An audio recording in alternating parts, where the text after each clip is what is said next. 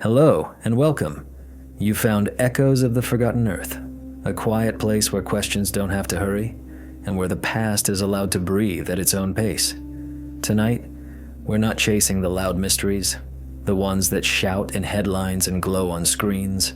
We're listening for something thinner and older, something that doesn't arrive as a sound exactly, but as a pressure in the imagination. The sense that time itself leaves a wake. The sense that the ground beneath your feet is not just ground, but a layered record, pages pressed into sediment, chapters folded into stone, footnotes written in salt and ash and bone. If you're settling in after a long day, maybe the room is dim. Maybe you're letting the hum of the world fade a little. I want to ask you something that isn't meant to be answered quickly. Have you ever wondered how old civilization really is? Not old in the tidy way it's taught, with dates that sit neatly in boxes. Not old like a museum label. I mean old in the way the earth might remember it, as stacked horizons of debris, as ruins buried beneath older ruins, as the ghost outlines of roads that lead nowhere anymore because the map has changed. Maybe you've stood in front of an ancient, wall-cracked, weathered, repaired a dozen times by hands that never wrote their names down, and felt a strange pull. Not awe, exactly. Recognition.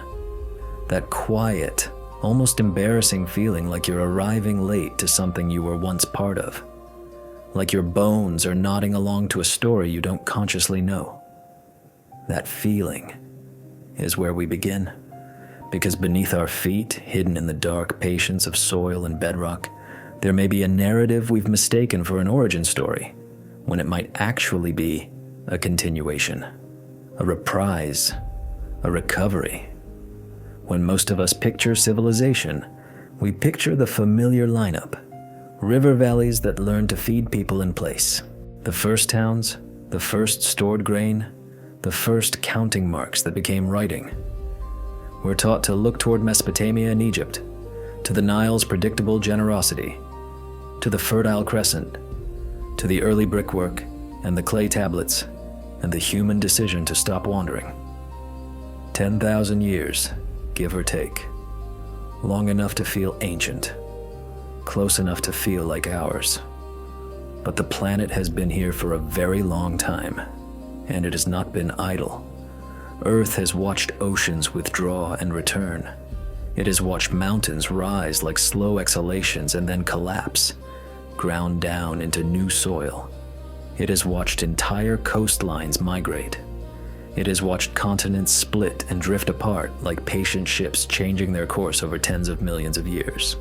So the question that keeps returning quiet, persistent, almost irritating in its simplicity is this: why would civilization happen only once? And why would it happen so recently? It's a question that sits at the intersection of science and longing. Geologists hear it differently than poets do, but both recognize the itch. Because if the conditions for intelligence existed earlier, and they did, then the possibility of earlier civilizations is not a fantasy by default.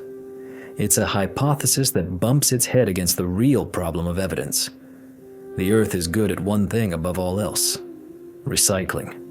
Wind scours, water carries, microbes digest, roots pry, time compresses, plates subduct. If you wanted to design a world that could erase its own surface story while keeping its deeper rhythms intact, you could do worse than this one.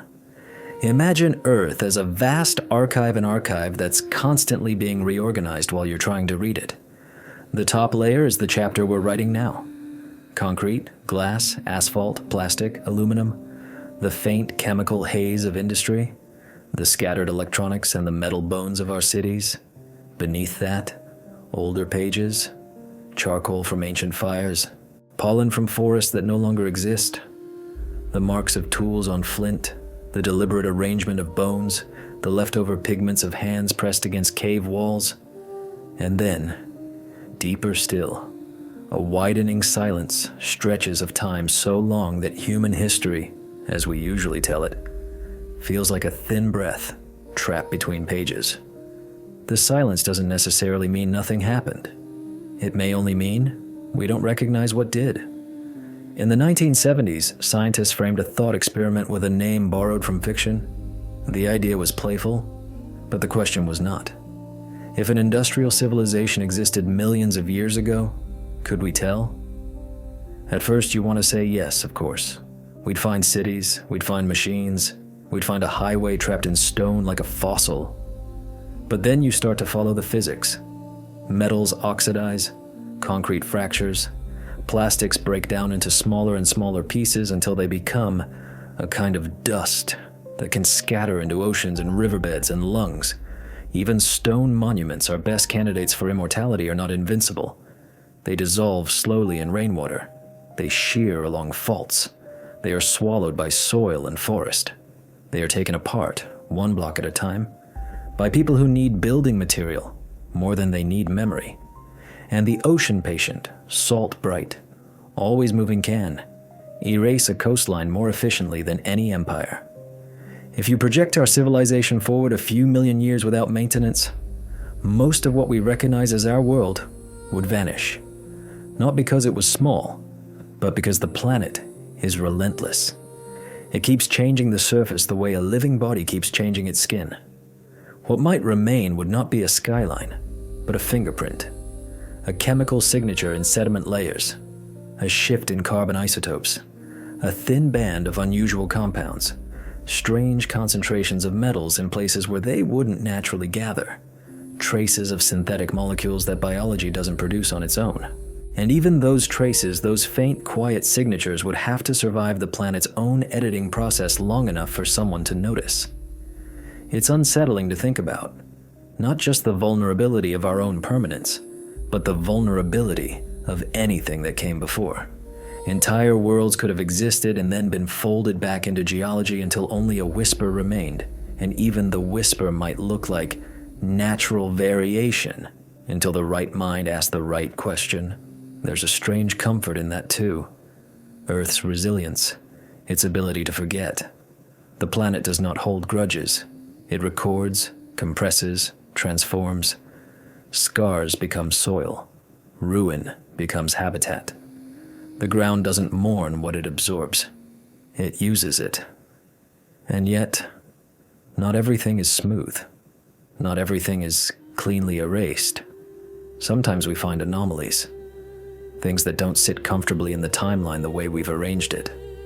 A cut that looks too straight. A stone placed with too much precision. A pattern repeated across continents that should not have known one another. Most of those puzzles eventually receive an explanation. We learn how ice can carve shapes that mimic tools. We learn how chance can make a rock look like a bolt. We learn how our own desire for mystery can overreach. But not every explanation feels complete. There is a quiet debate that runs underneath archaeology like groundwater. It's not always spoken aloud, because science is careful and careers are fragile, and extraordinary claims invite loud misunderstandings. Still, the question remains, how much do we truly know? Consider the megaliths, those immense stones scattered across the world like punctuation marks in an older language. Blocks cut and placed with precision so tight you can't slip a blade between them. Stones weighing tens, sometimes hundreds of tons, moved and aligned without engines, without cranes, without the easy certainty of modern machinery. There's Baalbek, where the trilithon stones lie like a dare. There are the walls of Sacsayhuaman, where each boulder is uniquely shaped, yet locks into the next with patient certainty.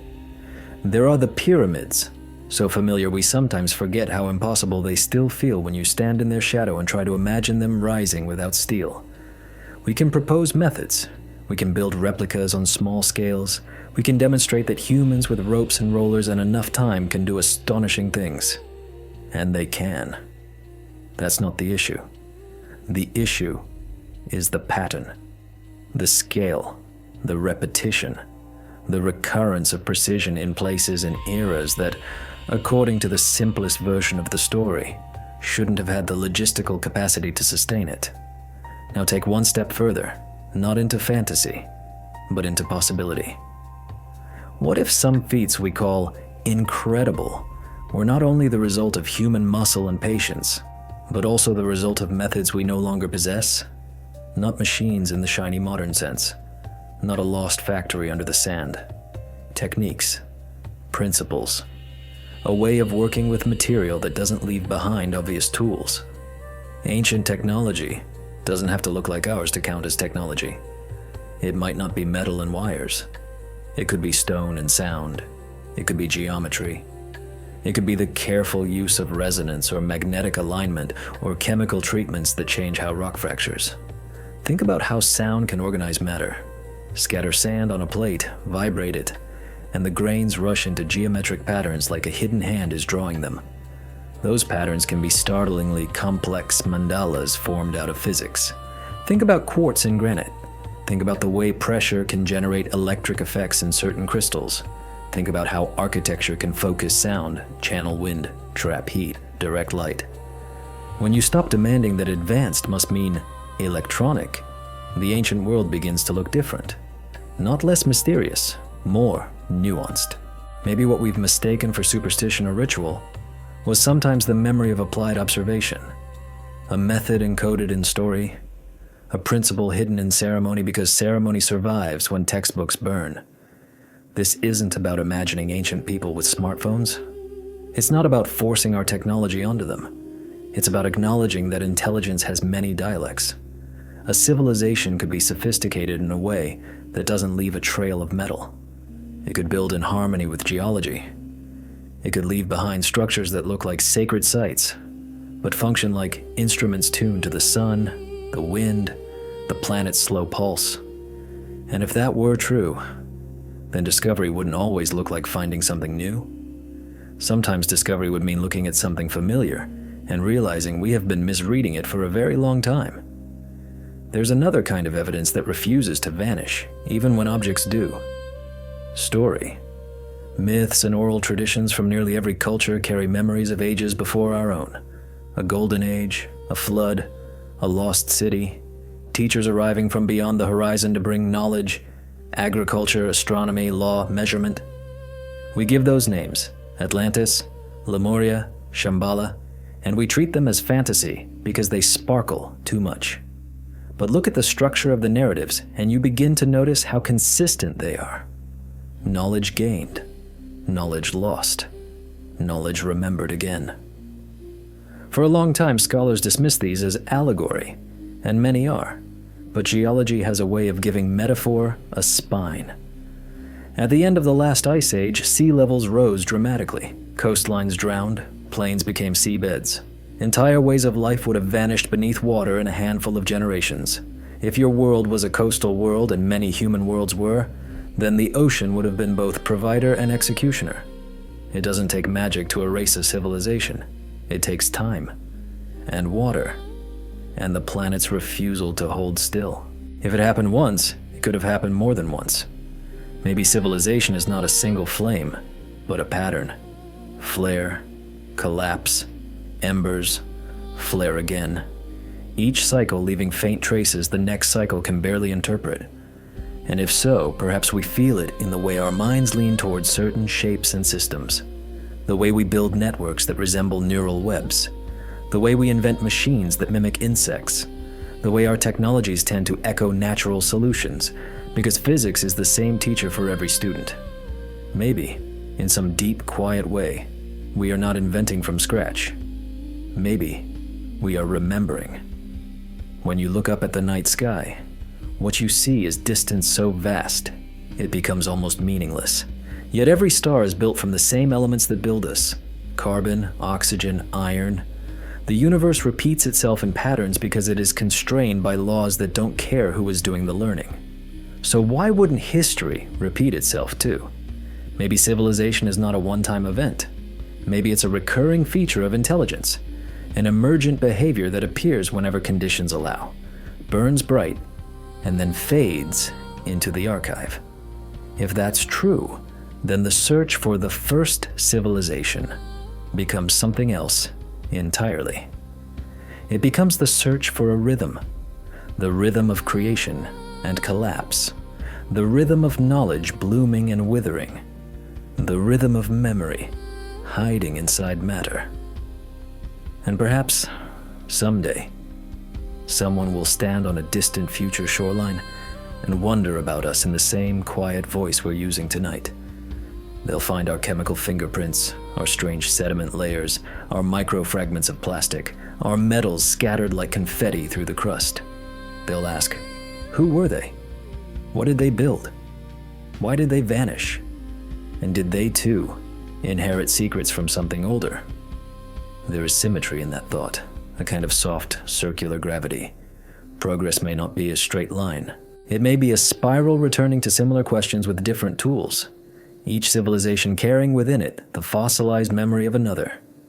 So let's let that idea rest here for a moment, like a gear uncovered in dark soil still, but suggestive.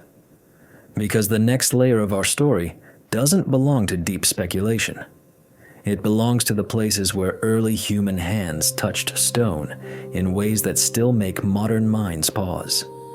The quiet, ancient dawn when complexity stirred earlier than it should and left fingerprints that refused to wash away.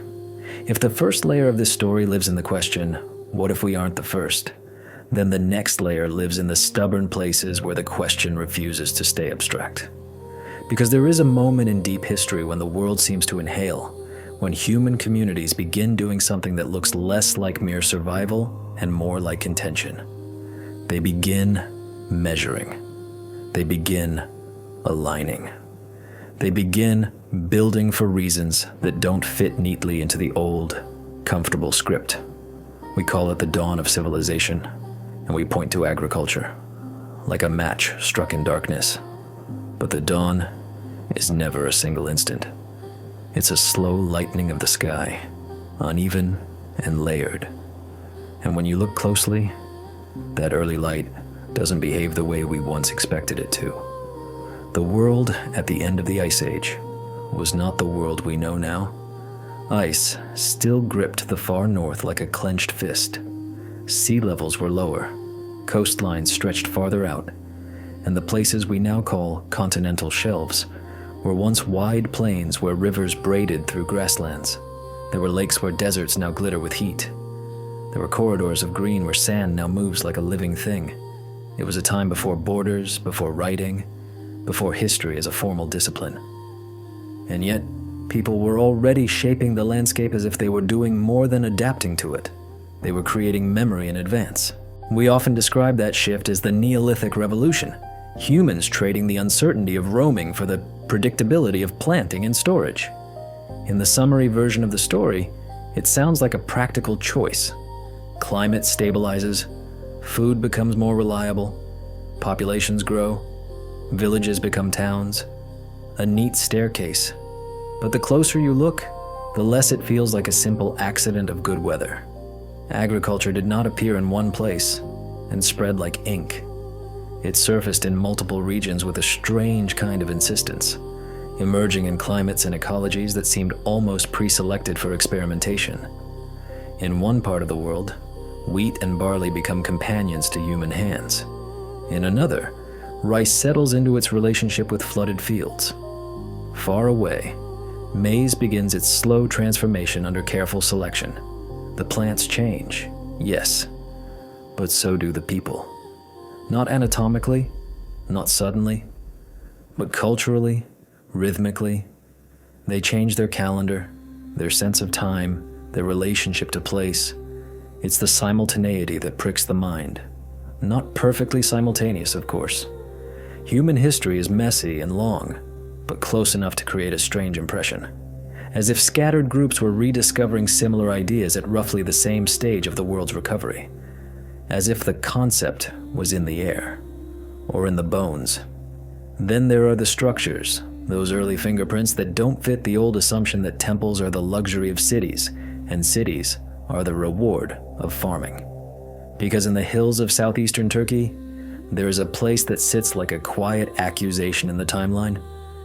Göbekli Tepe. Even the name feels like an echo. A hill with a belly, a mound holding something inside. It is older than pottery, older than metal, older than what we used to call settlement. It predates the standard narrative's threshold for organized construction, and yet it is undeniably organized. It is carved in tension. It is architecture with purpose. Stone pillars stand in circles like a congregation frozen mid-ritual. Some weigh many tons, quarried and dragged and raised by people who, according to the simplest version of the story, should not have had the surplus, the specialization, or the social structure for such a project. And yet, it exists. The pillars are not plain. They carry reliefs, animals, symbols, abstract forms that feel like a language we can't quite read, foxes and boars, snakes and birds creatures rendered with a confidence that suggests observation, not doodling.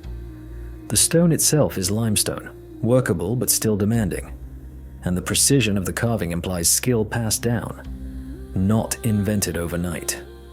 Perhaps the most unsettling detail is this: the site was deliberately buried, not abandoned to the weather, not accidentally covered by landslides, buried, filled in by human hands as if the builders wanted it sealed, preserved, hidden, as if they were closing a book and placing it on a shelf made of soil.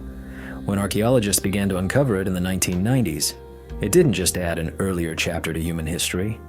It forced us to consider that we may have misunderstood the order of events. We used to assume people settled first and built monuments later.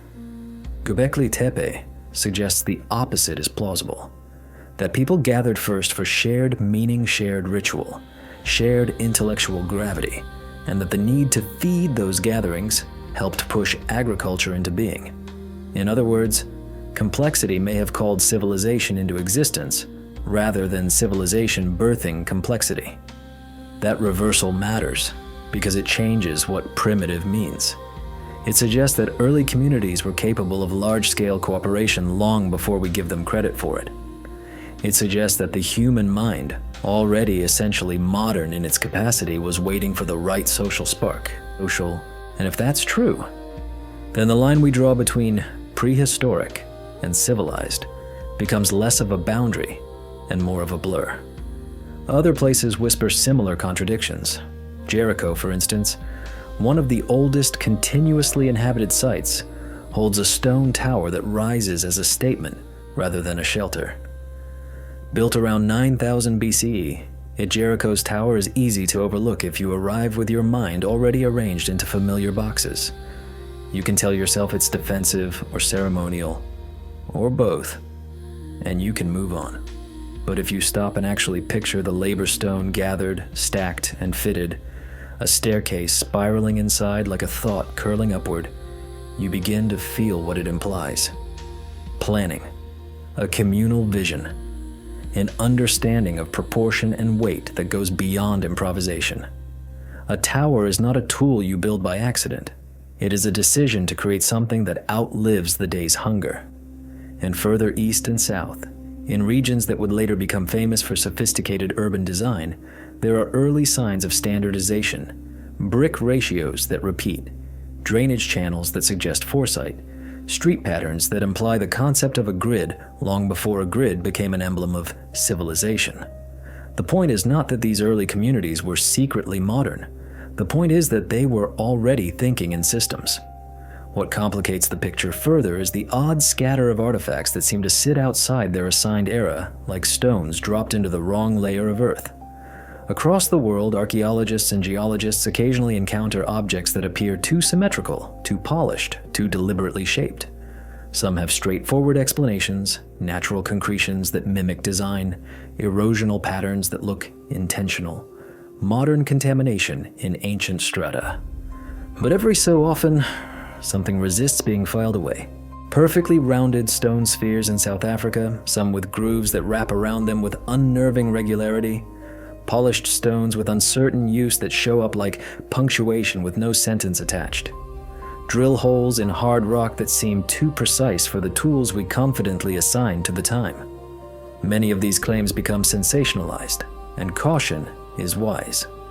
The earth can forge shapes that resemble artifacts, and human eyes are hungry for meaning. Still, the category itself is worth noticing. Unclassified. A label that doesn't accuse or confirm, just admits ignorance. And ignorance, in science, is often the doorway rather than the end. The deeper issue is that human history is assembled from fragments. A pot shard here, a tooth there, a hearth, a footprint, a carved stone. We build our narratives the way people build constellations connecting points with lines that feel reasonable, because we want the sky to tell a coherent story. But what if the gaps aren't just missing data? What if the gaps are missing worlds? Geologists are familiar with sudden transitions in the record-thin layers that mark violent change. Ash bands from eruptions, iridium spikes from impacts, rapid shifts in pollen and microfossils that indicate climate swinging like a door in the wind. Around 12,800 years ago, the Earth entered a period known as the Younger Dryas, a sudden cooling event that interrupted warming at the end of the last ice age. It lasted roughly a millennium, and its cause remains debated. Some point to changes in ocean circulation, others to massive meltwater pulses. Some propose cosmic triggers, comet fragments, atmospheric airbursts, impacts that ignited fires and threw dust into the sky. No single explanation has been universally accepted, but the effect is clear. The world changed fast. When climate changes fast, landscapes change fast. Food webs shift. Migration routes break. Water sources vanish. People who were thriving under one pattern of seasons suddenly find themselves improvising under another. If there were complex communities, proto-cities, trading networks, large ceremonial centers, then a disruption like the Younger Dryas could have shredded them. Not necessarily by killing everyone, but by breaking the chain of continuity that allows knowledge to accumulate. Civilization is fragile in a specific way. It depends on uninterrupted teaching. Lose enough elders, lose enough stable harvests, lose enough safety to build rather than flee, and complex systems unravel.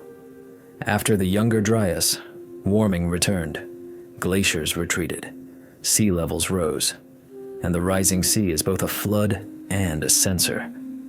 It erases coastlines where humans prefer to live. It swallows estuaries, river mouths, and broad fertile plains, the exact places where early settlement would have flourished.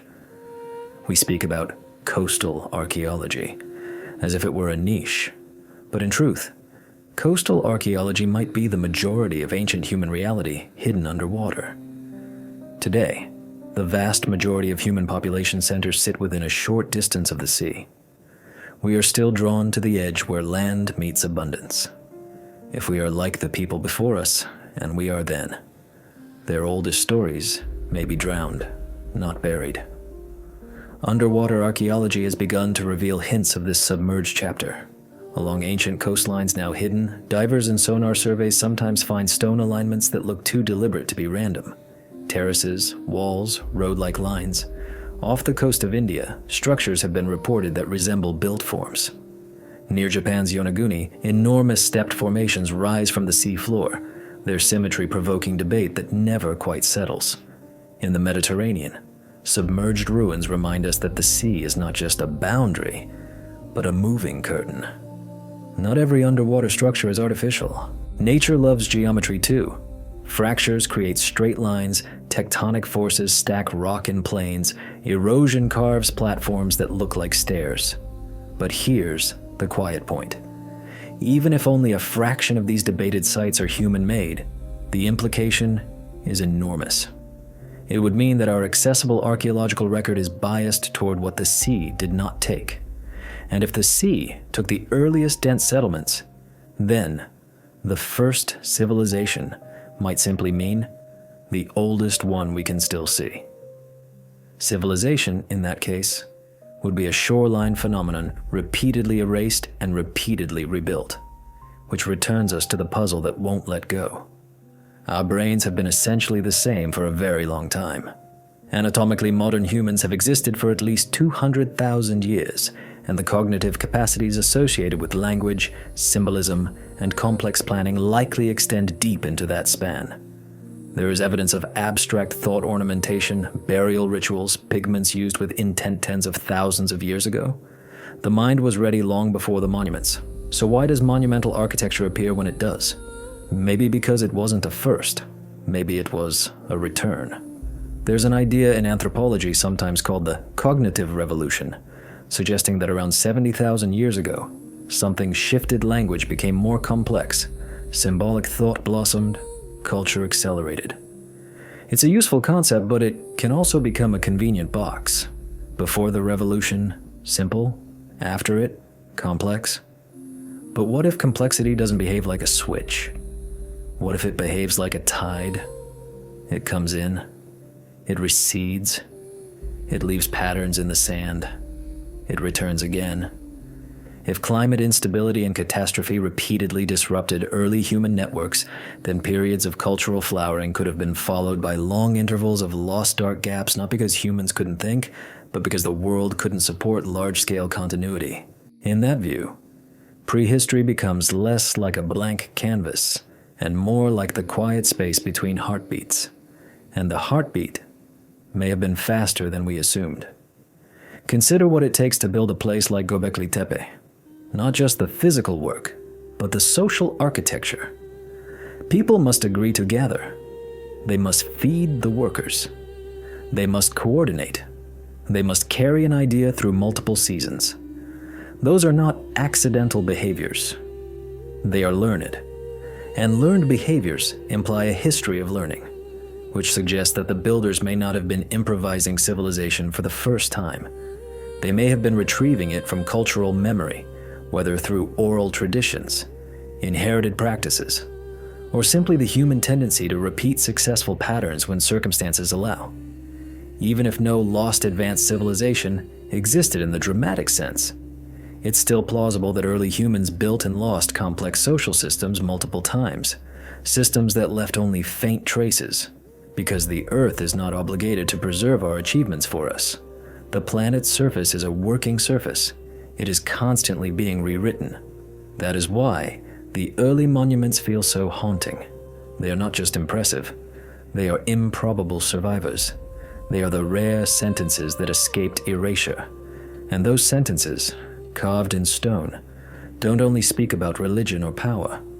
They speak about measurement. The early builders, wherever they were obsessed with the sky. Stone circles, mounds, temples oriented with care, sites that catch sunrise on solstice days, or frame the moon's long cycles, or track the subtle drift of stars over generations. We often call this astronomy, but for them, it wasn't an academic pursuit. It was information necessary for survival. When to plant, when animals migrate, when rivers swell, when winter loosens its grip. The first calendars weren't ink on papyrus. They were architecture. And architecture, when aligned to the heavens, becomes a form of recording data embedded in stone. This is one of the reasons the leap feels sudden. It's not just building. It's building with cosmic reference. It's the decision to tie human work to celestial rhythm. That decision suggests a mind thinking beyond the immediate horizon. It suggests a society with enough stability to plan for years, enough shared meaning to align effort, and enough patience to observe patterns that only reveal themselves slowly. Which brings us forward to the next layer of the story, the stone itself. Because once people learned to set their memory into rock, they created a medium that resists time's appetite. Wood burns, fabric decays, metal returns to ore, but stone holds. And what stone holds is not only weight, it holds intention. In the next layer, we'll walk among the giants, the megaliths and pyramids and interlocking walls, and listen for what their precision might be telling us. Not about magic, but about methods, about knowledge that could endure even when language fails. We'll listen, not for answers that snap into place, but for the slow, steady whisper that says, someone here understood something we are still trying to name. Stone is patient in a way we can barely imitate. Wood rots, metal blooms into rust, cloth becomes dust. Even bone, given enough moisture and time, dissolves back into the chemistry of the ground. But stone stays. It weathers, yes. It cracks, yes. It can be swallowed by soil and roots, broken by ice and fault lines, ground down grain by grain into sand that will someday become stone again. But compared to the brief lives that touch it, Stone remembers. That is why so much of what we call ancient history is really a history of rock. Not because our ancestors lacked other materials. They had wood, fiber, hide, clay, metal. They used them. They built with them. They lived inside them. It's just that time preferred the stones. And the stones, in their slow endurance, became the last witnesses. When we imagine the hands that placed those megaliths, we're often taught to picture brute force-stooped laborers hauling blocks under the lash of a ruler's will, or groups of primitive people dragging stone through mud and praying the physics cooperates. It's an image that flatters the modern mind. It suggests we are smarter now, and the past was clumsy, and everything impressive must have been achieved through suffering rather than skill. But stand close to certain ancient walls, and that story begins to feel too small. Because some of those stones do not look like they were bullied into place. They look like they were persuaded. Consider the great fitted walls of the Andes, at Sacsayhuaman, above Cusco, boulders locked together like living geometry. They are not stacked in simple layers. Each stone is uniquely shaped, its edges carved to fit its neighbors with intimate precision, as if the wall were grown rather than built. There is no mortar. The joints are so tight you can't slip a sheet of paper between them. The faces are smooth, the corners softened in a way that suggests intention rather than erosion. And the truly striking thing is not beauty, though it is beautiful, but resilience. Those walls have endured earthquakes that shattered later construction. They flex. They distribute stress. The interlocking shapes behave like a puzzle designed not only to stand, but to survive movement. That suggests engineering, not guesswork. And then, across the ocean, in Egypt, there is the monument so familiar that it risks becoming invisible, the Great Pyramid. We say pyramid, and we think we know what we mean. We think of it as an old tomb, a symbol, a tourist image. But if you strip away the familiarity and look at the facts with clean eyes, the structure becomes strange again. Over 2 million blocks, some weighing many tons, placed with astonishing consistency, aligned to true north with accuracy that still makes modern surveyors pause. Built without cranes, without steel, without electric light. We propose ramps, and ramps are plausible. We propose levers, and levers are real. We propose vast organization, and that is undeniable. Human beings with enough coordination can accomplish staggering feats. But even if we accept the mechanical explanations, we are still left with the deeper puzzle.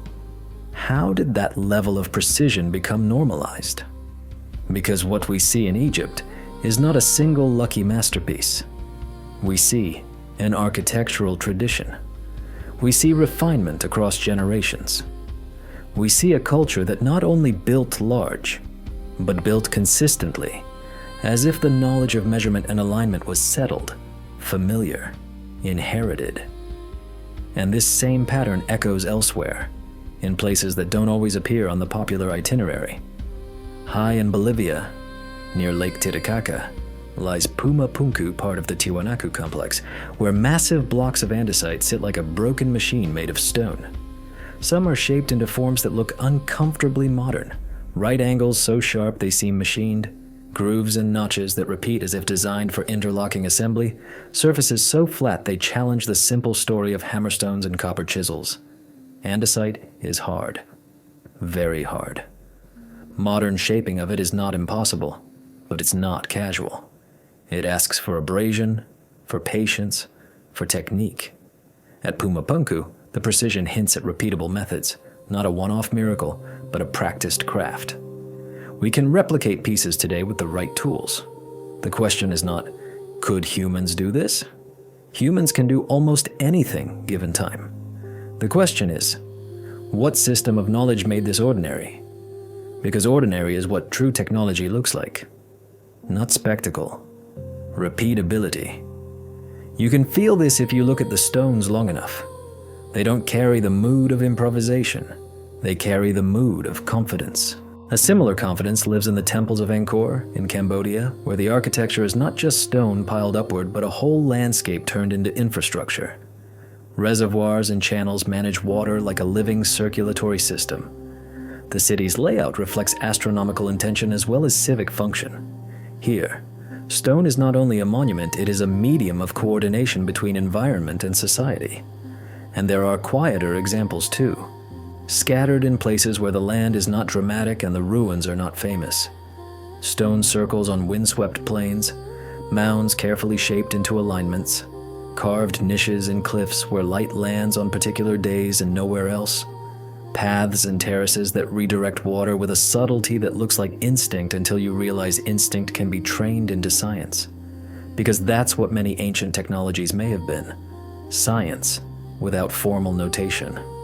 Observation practiced until it became tradition, tradition refined until it became method, method encoded until it became ritual, and ritual, unlike written manuals, survives conquest, survives collapse, survives the loss of literacy.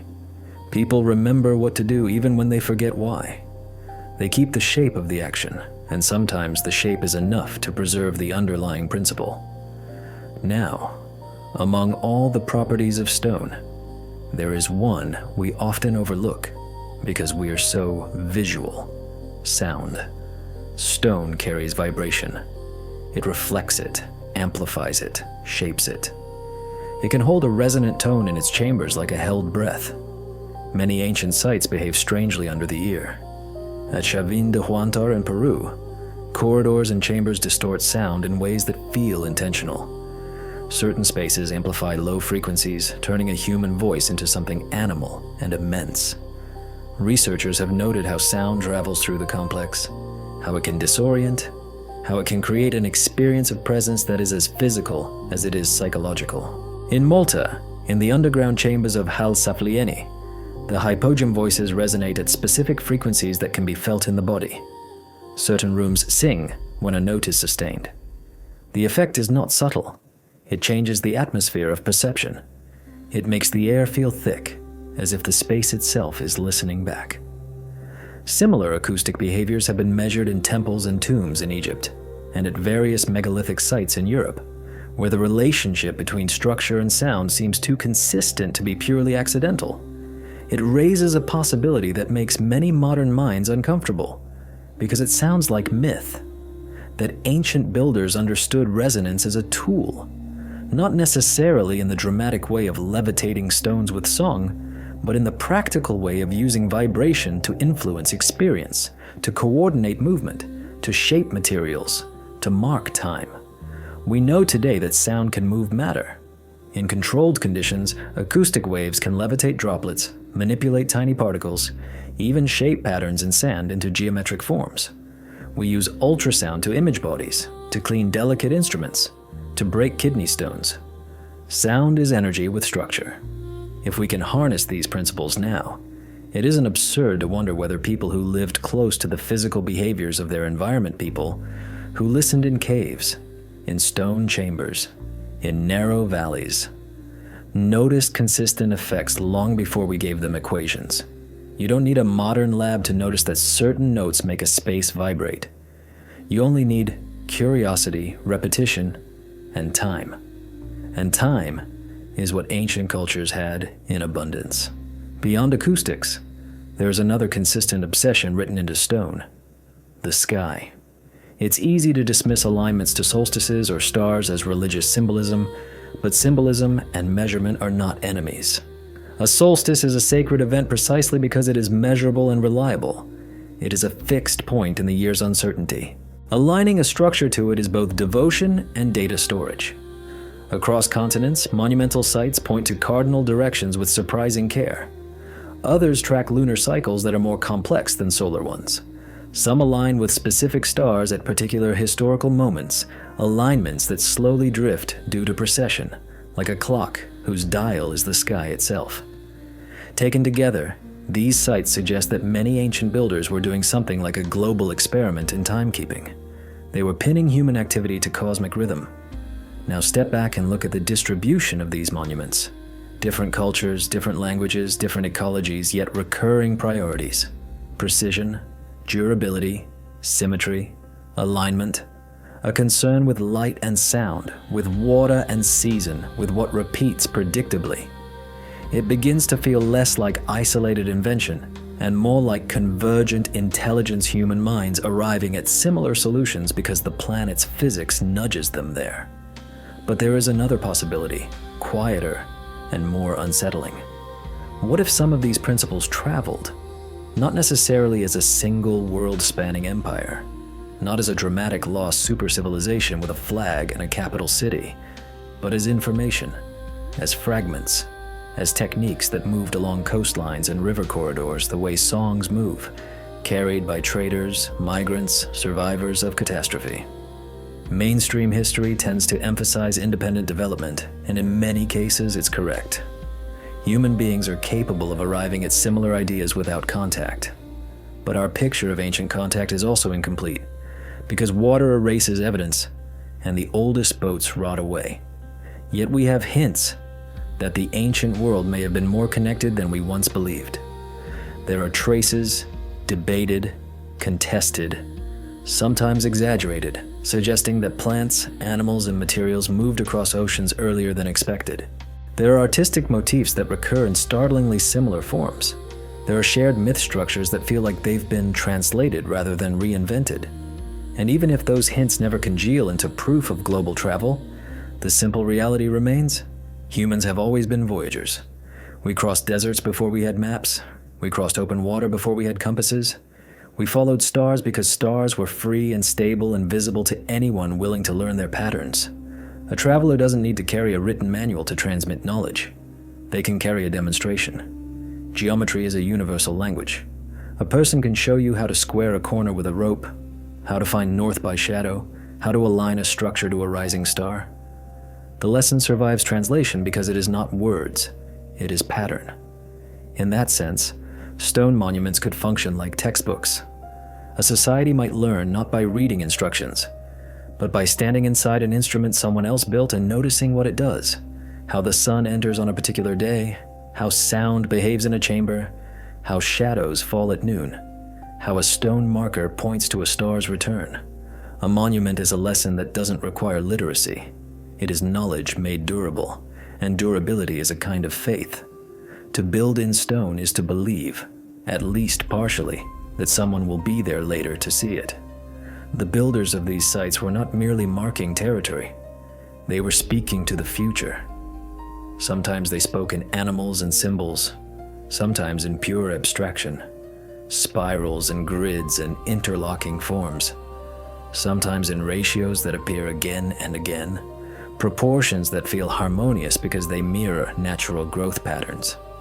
We call some of these ratios mathematics, but even that word is too narrow. Ratios can be discovered by the hand, by the eye, by the ear. A builder learns that certain proportions hold, that certain shapes distribute weight, that certain angles resist collapse. Over generations, that learning becomes tradition. Tradition becomes rule, and rule becomes architecture.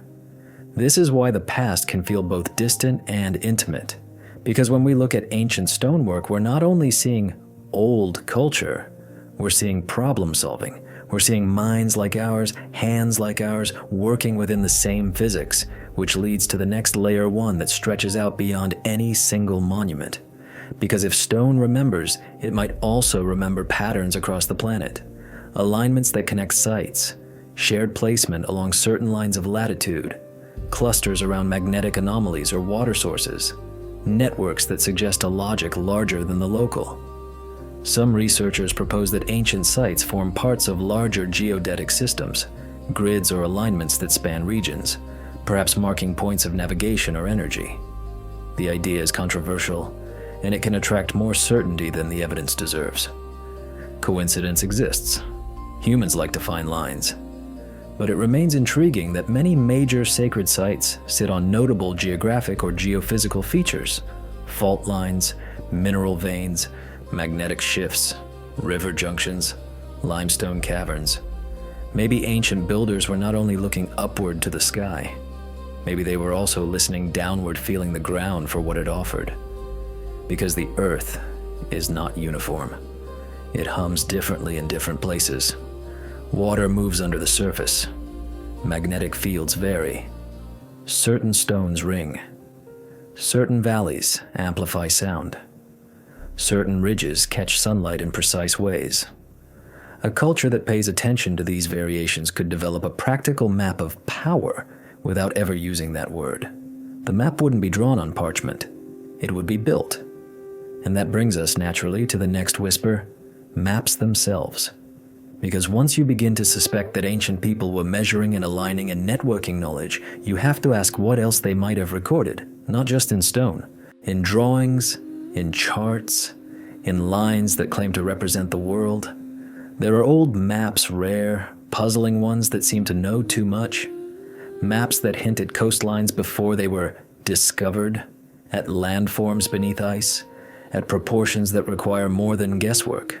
Whether those maps are misunderstood, exaggerated, or genuinely anomalous, they carry the same provocative question. Who was drawing the world, and when? That is where we go next, into parchment and ink, into coastlines traced by hands that may have been copying older hands, and older still. There is something intimate about a map, not just because it's a drawing, but because it's a claim.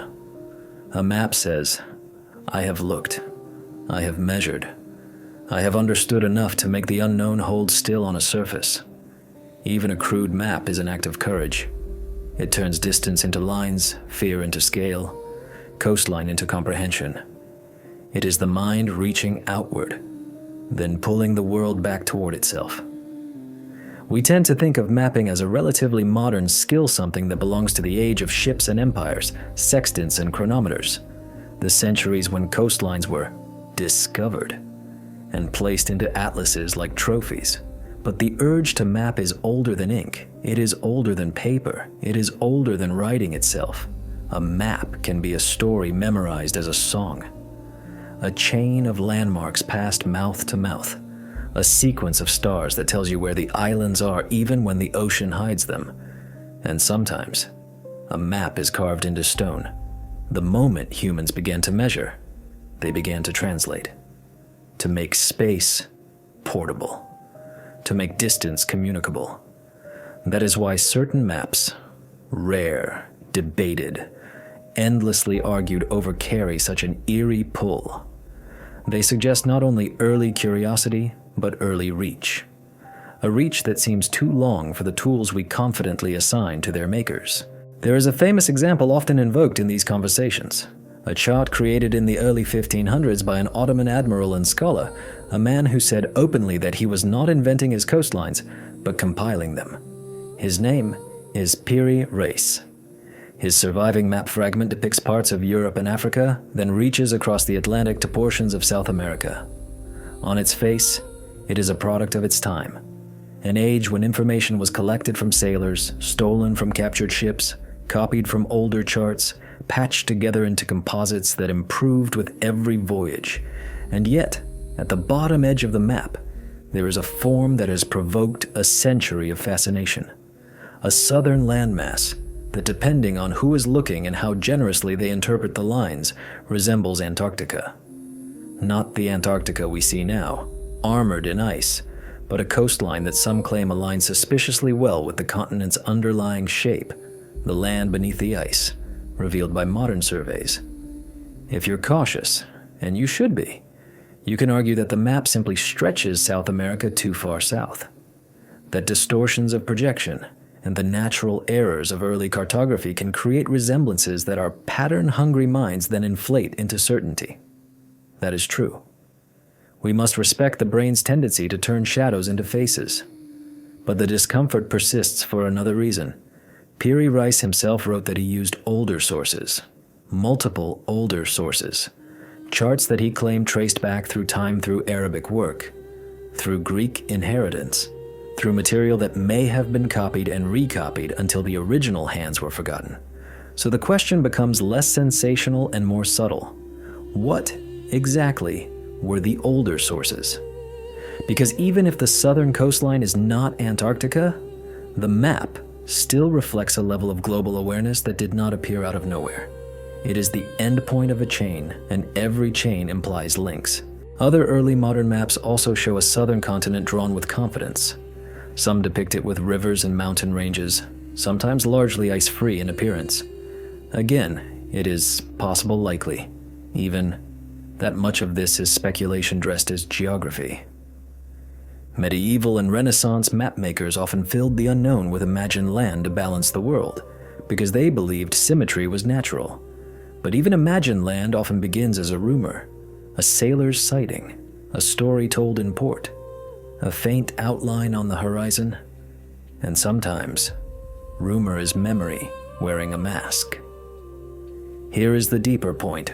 Whether or not any particular map truly shows an ancient Antarctica, the mere existence of sophisticated cartography built from compiled sources reveals something about how knowledge behaves. Knowledge accumulates. It migrates. It survives by being copied. And copying is a strange kind of immortality. It does not preserve perfectly. It introduces distortions, like a message repeated across a room. But it carries the core forward longer than any single society can. That is how an idea can outlive its origin. In the ancient world, there were people who understood that Earth is round. We know this not as rumor, but as recorded intellectual achievement. Greek thinkers used shadow and geometry to estimate Earth's circumference with startling accuracy. They did this without satellites, without airplanes, without modern instruments, only with sunlight, distance measurements, and mathematics. This alone should temper our assumptions about what ancient minds could know. You don't need modern technology to think rigorously, but to map coastlines with high precision, to chart latitude reliably, to produce proportional relationships between distant continents, this demands not only geometry, but consistent observation and, crucially, timekeeping. Longitude is the assassin of early maps. You can estimate latitude by the stars. But longitude requires knowing time differences between locations, a problem that wasn't solved cleanly until accurate marine chronometers became practical. So when a map seems oddly accurate in longitudinal proportion, it invites questions. Did the mapmaker have access to a method we no longer credit to their era? Or did they inherit data from a system of observation older than they were? There is an object from antiquity that whispers toward the second possibility, because it proves that sophistication could exist in pockets and then vanish. The Antikythera mechanism. Recovered from a shipwreck, corroded into near anonymity, it took patient study and modern imaging to reveal its nature. An intricate geared device that modeled celestial cycles, predicting eclipses and planetary motion with mechanical elegance. It is not an artifact that should exist if we cling too tightly to a simplistic timeline of technological progress. And yet it did exist, which means we must allow for the possibility that other advanced instruments existed too, and were lost. A civilization does not need to be globally dominant to produce advanced tools. It only needs a community of skilled minds, a tradition of craftsmanship, and the stability to refine knowledge. Such pockets can arise, flourish, and disappear, leaving behind only the rare survivor and object sealed in a shipwreck, a design fossilized in tradition, an echo embedded in myth. Now imagine a world where knowledge had to survive repeated disruptions. Climate shifts, sea level rise, famine, migration, conflict. In such a world, the most durable form of knowledge might not be a single institution, but a network of redundancy. Multiple cultures learning similar things, multiple traditions preserving fragments, maps copied, recopied, reinterpreted. A chain long enough that by the time we see the output, an early modern chart that seems to know too much, we have forgotten the original observers who generated the data. This is not as dramatic as a lost empire with crystal towers. It is more plausible, and in a way more haunting.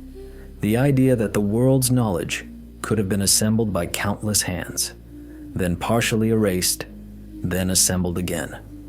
In that sense, the map becomes a fossil of collaboration.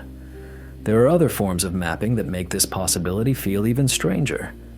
Mapping so large it seems to require an aerial view. Across the desert plains of Peru, the Nazca lines stretch like deliberate scars, vast figures and straight paths, geometric shapes and animal forms, carved into the earth at a scale that reads cleanly only from above. People have proposed many explanations: ritual pathways, astronomical alignments, water-related symbolism, social signaling. Some theories are stronger than others. Many likely contain partial truth. But regardless of why they were made, their existence proves something important. Ancient people could plan at enormous scale. They could hold a design in mind, translate it onto land, maintain long, straight lines across uneven terrain with remarkable consistency. You don't necessarily need flight for that. High points, string methods, surveying techniques, scaled models. These can accomplish surprising precision. Yet the impression remains uncanny, because it reveals an intelligence comfortable with abstraction and scale. When you place Nazca beside other ancient earthworks mounds aligned to celestial events, long causeways that cut through forests, geometric fields visible from the air, the same question surfaces again. How much of the ancient world did we underestimate simply because we assumed their tools defined their minds? And there are maps that are not inked on parchment at all, but carved or engraved into rock petroglyphs that resemble river systems, route networks, topographic lines. Many are symbolic, yes, but some appear to reflect real terrain with suspicious fidelity, as if the rock itself was used as a planning board for a world outside it. Even the simplest ancient map is still evidence of a certain kind of thought, the ability to detach the mind from the immediate landscape and hold it as an object, to represent space, to compress it. That ability is not trivial. It is foundational to engineering, navigation, astronomy, and science.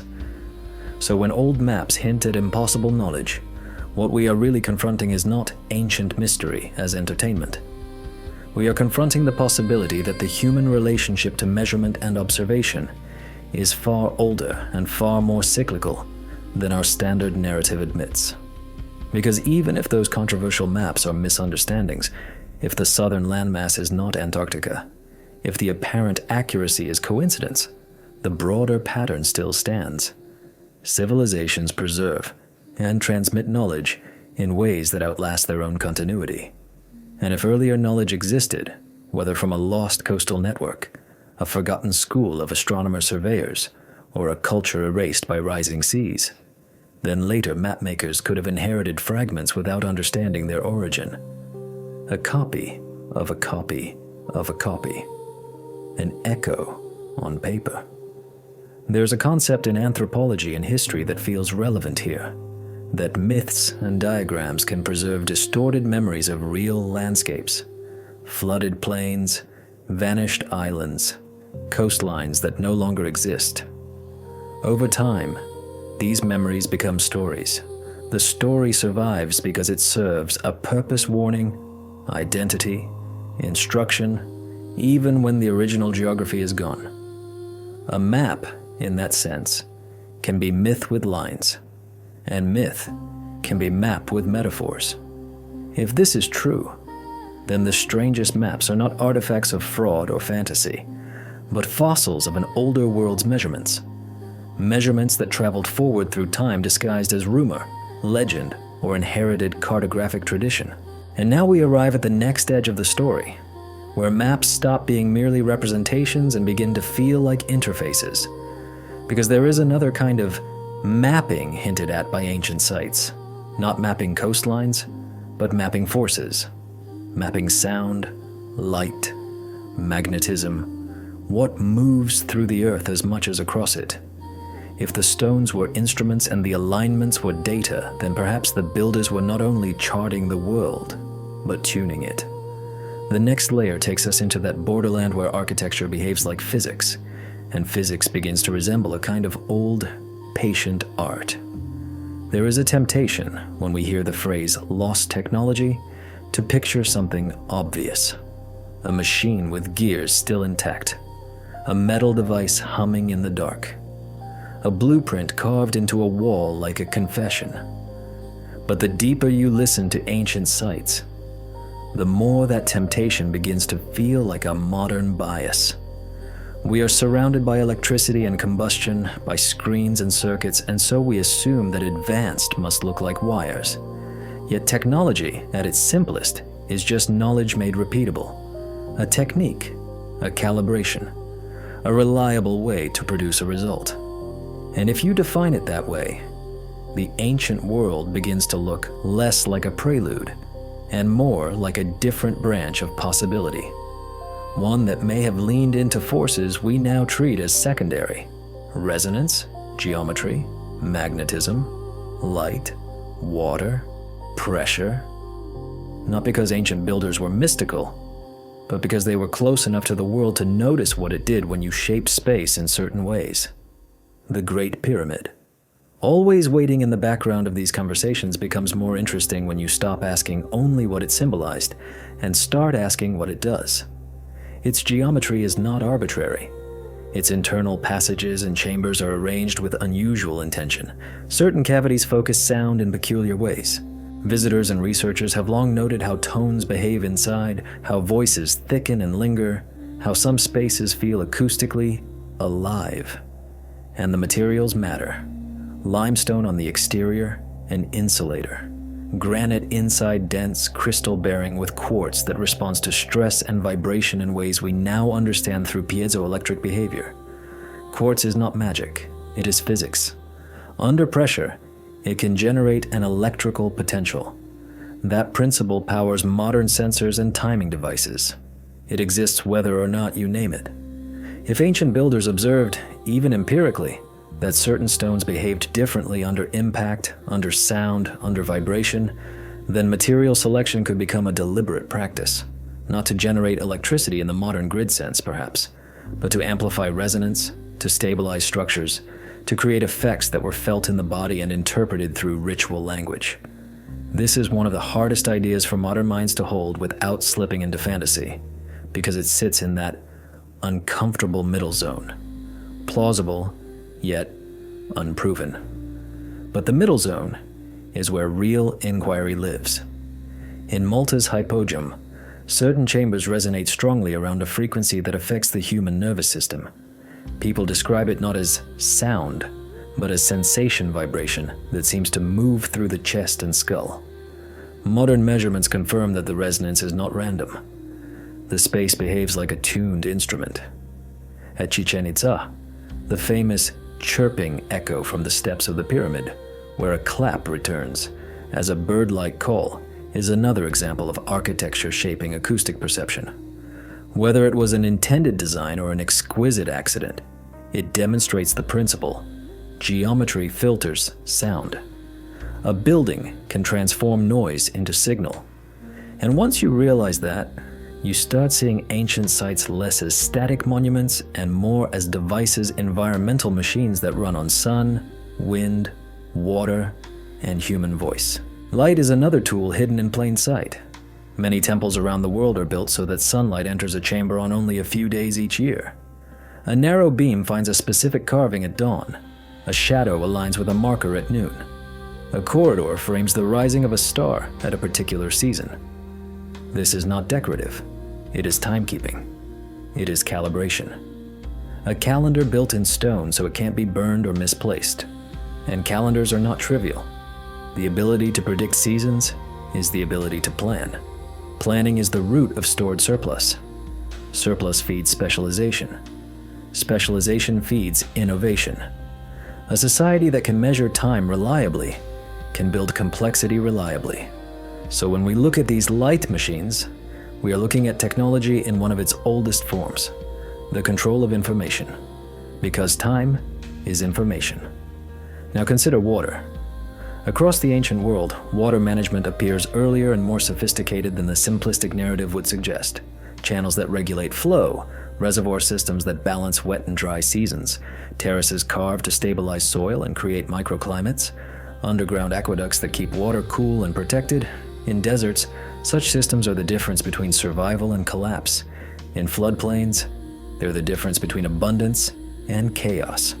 To control water is to control the calendar of hunger. And it is also to control a form of power that does not require metal or electricity. It requires only understanding and maintenance. This is where the concept of lost technology becomes less about missing gadgets and more about missing ways of thinking methods that might not survive as artifacts because they were practices embedded in culture. A technique can vanish without leaving a fossil. A school of knowledge can die without leaving a monument. And yet, the results of such knowledge stone cut with unusual precision, alignments repeated with uncanny consistency, landscapes engineered to behave, can persist like footprints.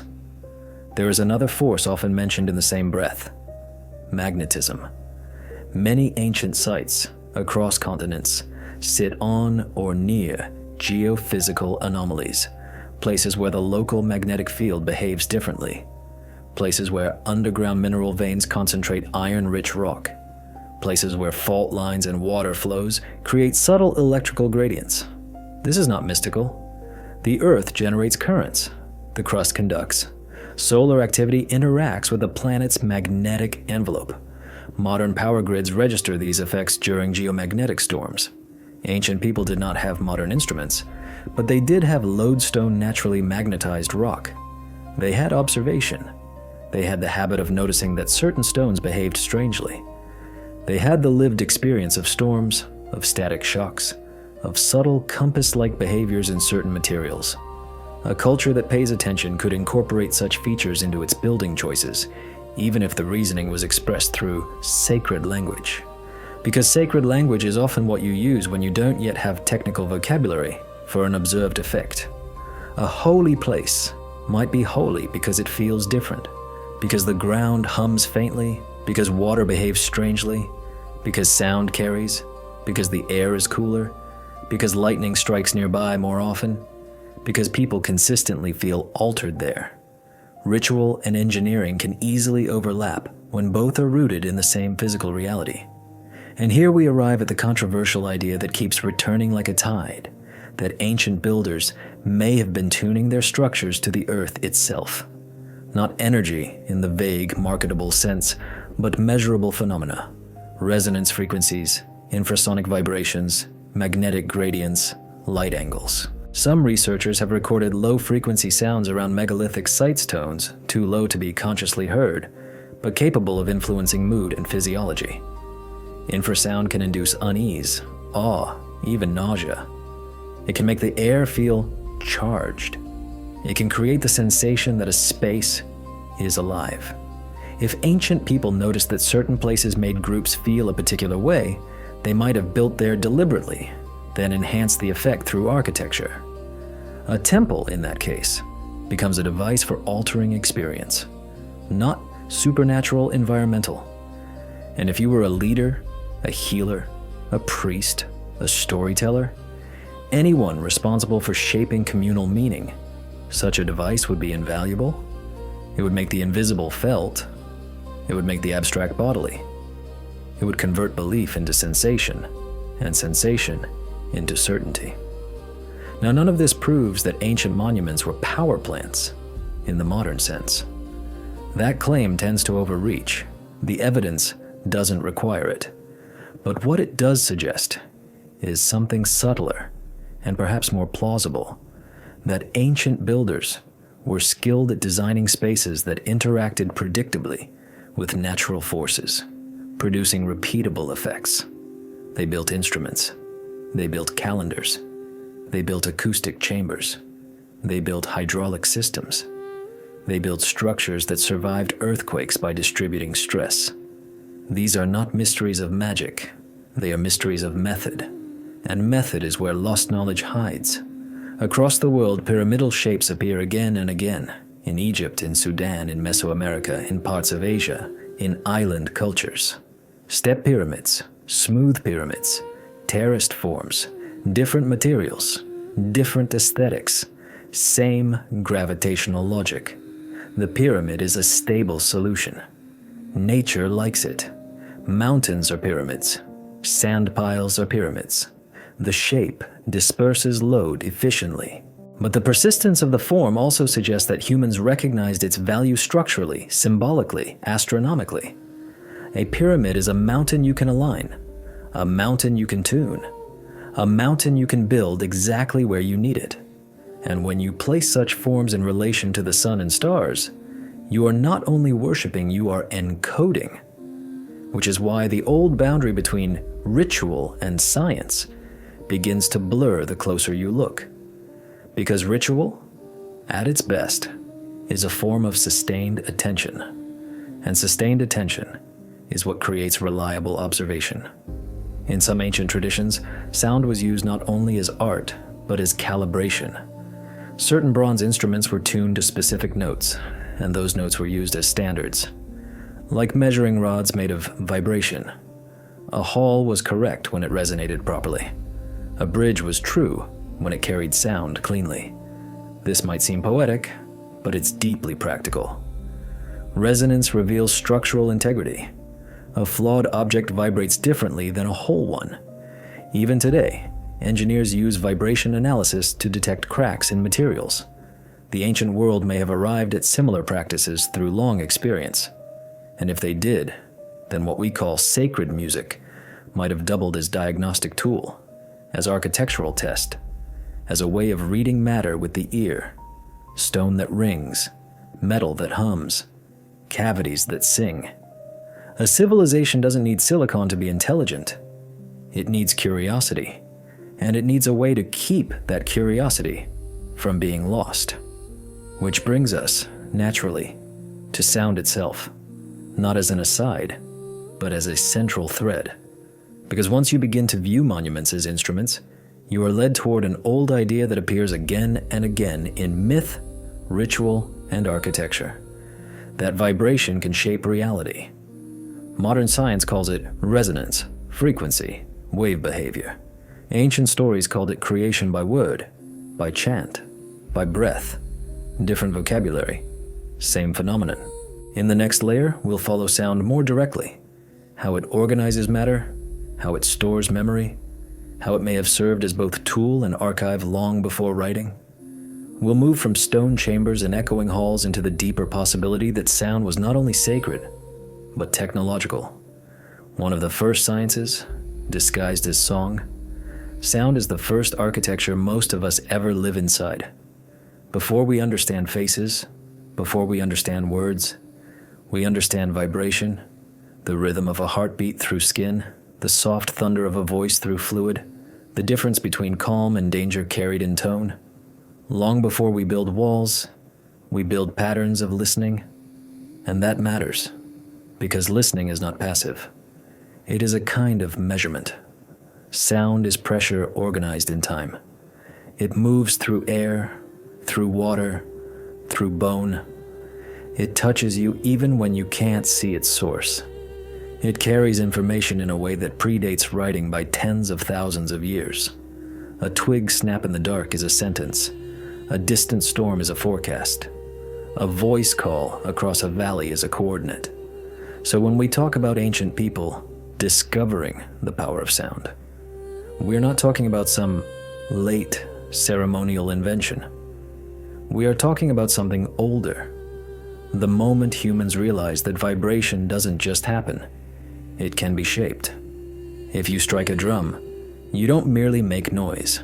You make a repeatable pattern. If you blow through a flute, you create a frequency stable enough to return again and again. If you chant in a chamber and feel the air thicken, you are encountering a physical effect that can be tested, refined, and used. The modern world, for all its machinery, has not outgrown sound. It has merely translated it into other bandwidths. Radio waves, after all, are vibrations to sound's cousins, stretched into electromagnetic space. We send our voices through them. We store our data in their patterns. Our entire digital age is a symphony of encoded oscillations. We are still living in vibration, but ancient builders may have lived closer to its edges, where you can feel it in stone, where it becomes tactile. They did not need oscilloscopes to know that certain tones do something to a room. They only needed time. And time is the oldest laboratory. There is a phenomenon modern science calls cymatics. If you spread fine sand on a plate and vibrate it at a consistent frequency, the grains leap into ordered shapes, circles, lattices, branching lines, starbursts. Change the frequency, and the pattern changes. The matter reorganizes as if it were reading an invisible blueprint. This is not metaphor. It is demonstration. It shows that vibration can create structure. And when you see cymatic patterns for the first time, something unsettling happens. You recognize them. They resemble designs we call sacred. Mandala-like geometries, interlocking circles, radiating spokes, spiral forms that appear carved into stone across continents, patterns that ancient artists return to again and again, as if the shapes were not merely decorative, but fundamental. It is possible, only possible, not proven, that some of those ancient patterns were not invented from imagination, but observed from matter under vibration, dust settling into order under a drum, sand arranging itself on stretched hide, water trembling in a bowl under chant. If a culture noticed that sound makes matter behave, it could easily begin to treat sound as more than music. It could treat it as a tool. Now imagine for a moment an ancient workshop, not a factory, not metal and smoke, a stone courtyard, a carved chamber, a place where builders experiment with resonance the way a modern engineer tests stress. They strike stones and listen to the ring. They chant and feel which corners of the room answer back. They learn that certain tones calm the body, certain ones agitate it. They learn that vibration can loosen packed sand, that rhythm coordinates group movement, that repeated frequencies can induce trance states in a crowd, synchronizing attention. None of that is mystical in the supernatural sense. It is physiology and physics. Even today, low-frequency sound influences the body profoundly. Infrasound can produce discomfort, awe, a sense of presence. Rhythmic drumming can entrain brainwaves, shifting people into altered states of perception. Sustained chanting can stabilize breath and heartbeat, creating calm or intensity depending on cadence. A civilization that discovered how to use these effects could wield sound as social technology. It could create cohesion, it could create authority, it could create memory, because memory loves rhythm. Before writing, before paper, before libraries, the most durable storage medium humans had was the trained mind, and the mind remembers best when information is patterned. Rhyme, meter, melody. These are not ornaments, they are compression algorithms. They take long strings of data and make them portable.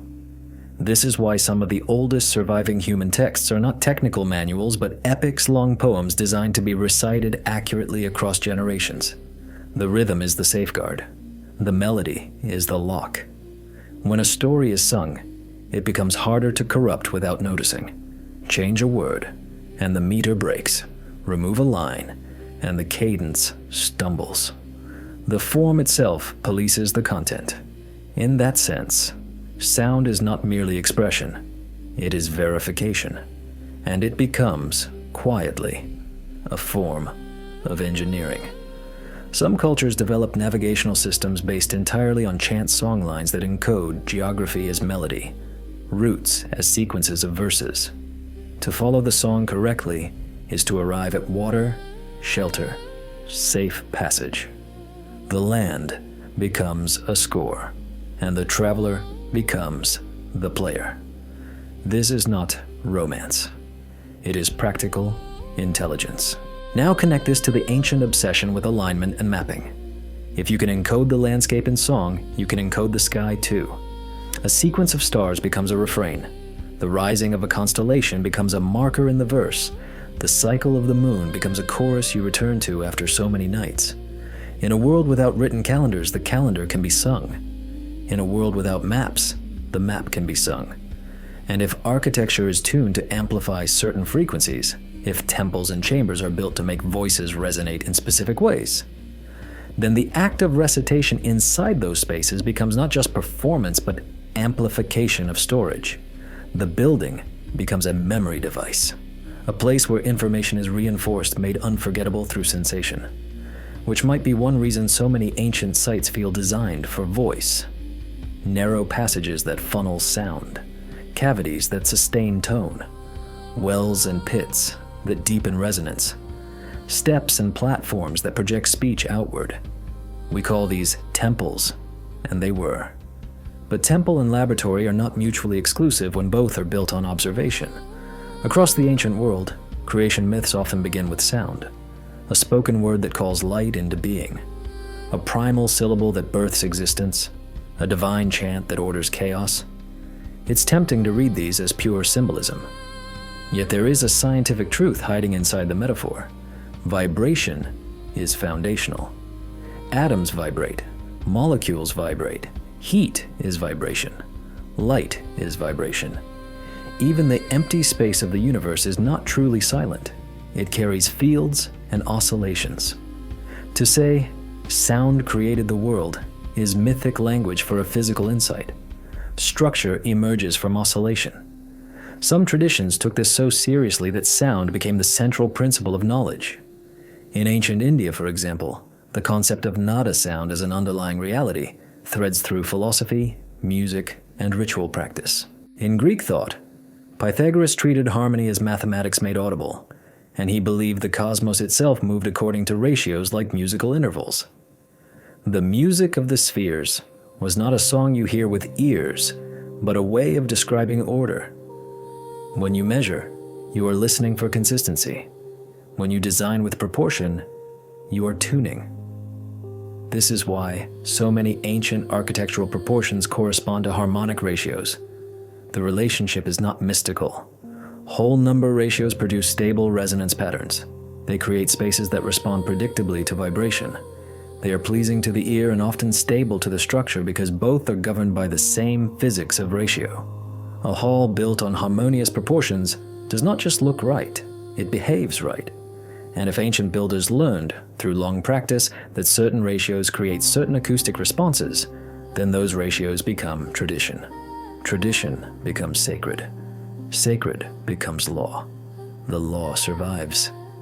So when we stand in old temples and feel the air shift under a sustained note, we are not only touching ancient belief, we may be touching ancient calibration, the deliberate shaping of human experience through vibration. Now there is a step beyond acoustics that modern minds resist because it resembles myth too closely. The idea that sound could be used to move stone. Most stories of singing stones and levitation by chant are treated correctly with skepticism. Extraordinary claims require extraordinary evidence. We do not have direct proof that ancient builders levitated megaliths with song, but we do have proof that vibration can move matter. We can levitate small objects acoustically in labs. We can reduce friction with vibration. We can use ultrasonic waves to manipulate particles and fluids. We can use resonance to fracture materials selectively or to clean surfaces by shaking contaminants loose. These are not fantasies. They are modern techniques. So the question becomes not, did ancient people levitate stones? But the more careful, more interesting question. Did ancient builders experiment with vibration in ways that aided construction, transport, carving, or fitting methods subtle enough to leave no obvious artifact but effective enough to be remembered as magic by later cultures? A technique that reduces friction on rollers, a frequency that helps settle stones into tight joints, a resonant method that accelerates abrasion. These are plausible categories even if specific claims remain unproven. And there is another angle, the use of sound to organize people. Even if vibration never moved stone directly, rhythm can move hundreds of bodies into coordination. A chant keeps timing. A drum keeps pace. Coordinated effort is the real engine of megalithic construction. A culture that mastered the technology of rhythm would build more efficiently, more safely, more consistently. In that case, sound becomes the invisible scaffolding of civilization, not lifting stones through air, but lifting them through synchronized labor. And the memory of that power could easily become myth. They sang the stones into place. Because from the outside, coordination looks like enchantment. As we study ancient sites with modern tools, we keep discovering that many were built to speak back. They echo in specific ways. They resonate. They distort and amplify and transform sound. These effects are measurable. They can be mapped. They suggest intention. and intention suggests method. The deepest thread running through all of this is continuity. Sound as a bridge between the physical and the cultural, between engineering and myth, between what survives in stone and what survives in story. Which brings us to the next layer, where sound, myth, and memory braid together into something older than writing. The idea that stories themselves were designed as containers for knowledge.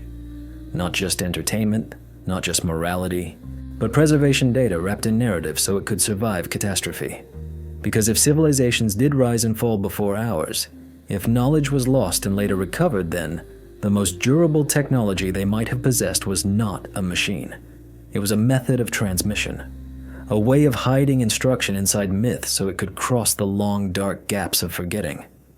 That is where we go next, into the repeating stories of floods, teachers, vanished worlds, and the strange possibility that myth is not the opposite of science, but one of its earliest disguises. Stories are older than our names for them. Before there were alphabets, before there were libraries, before there were rulers insisting that history be written down in a single official voice, there were human beings sitting in circles, using breath and gesture to keep the world from dissolving into meaninglessness. Myth was not a childish substitute for knowledge.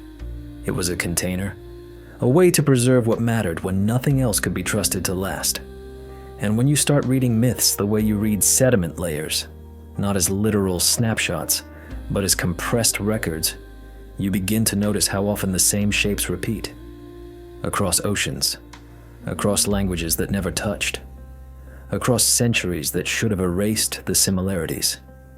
A world reset by water, a golden age lost, a teacher arriving from beyond the horizon, a warning about pride, imbalance, misuse of power, a promise that knowledge will return. It is easy to dismiss this as coincidence, or as psychology humans afraid of catastrophe, humans dreaming of instruction, humans projecting order onto chaos.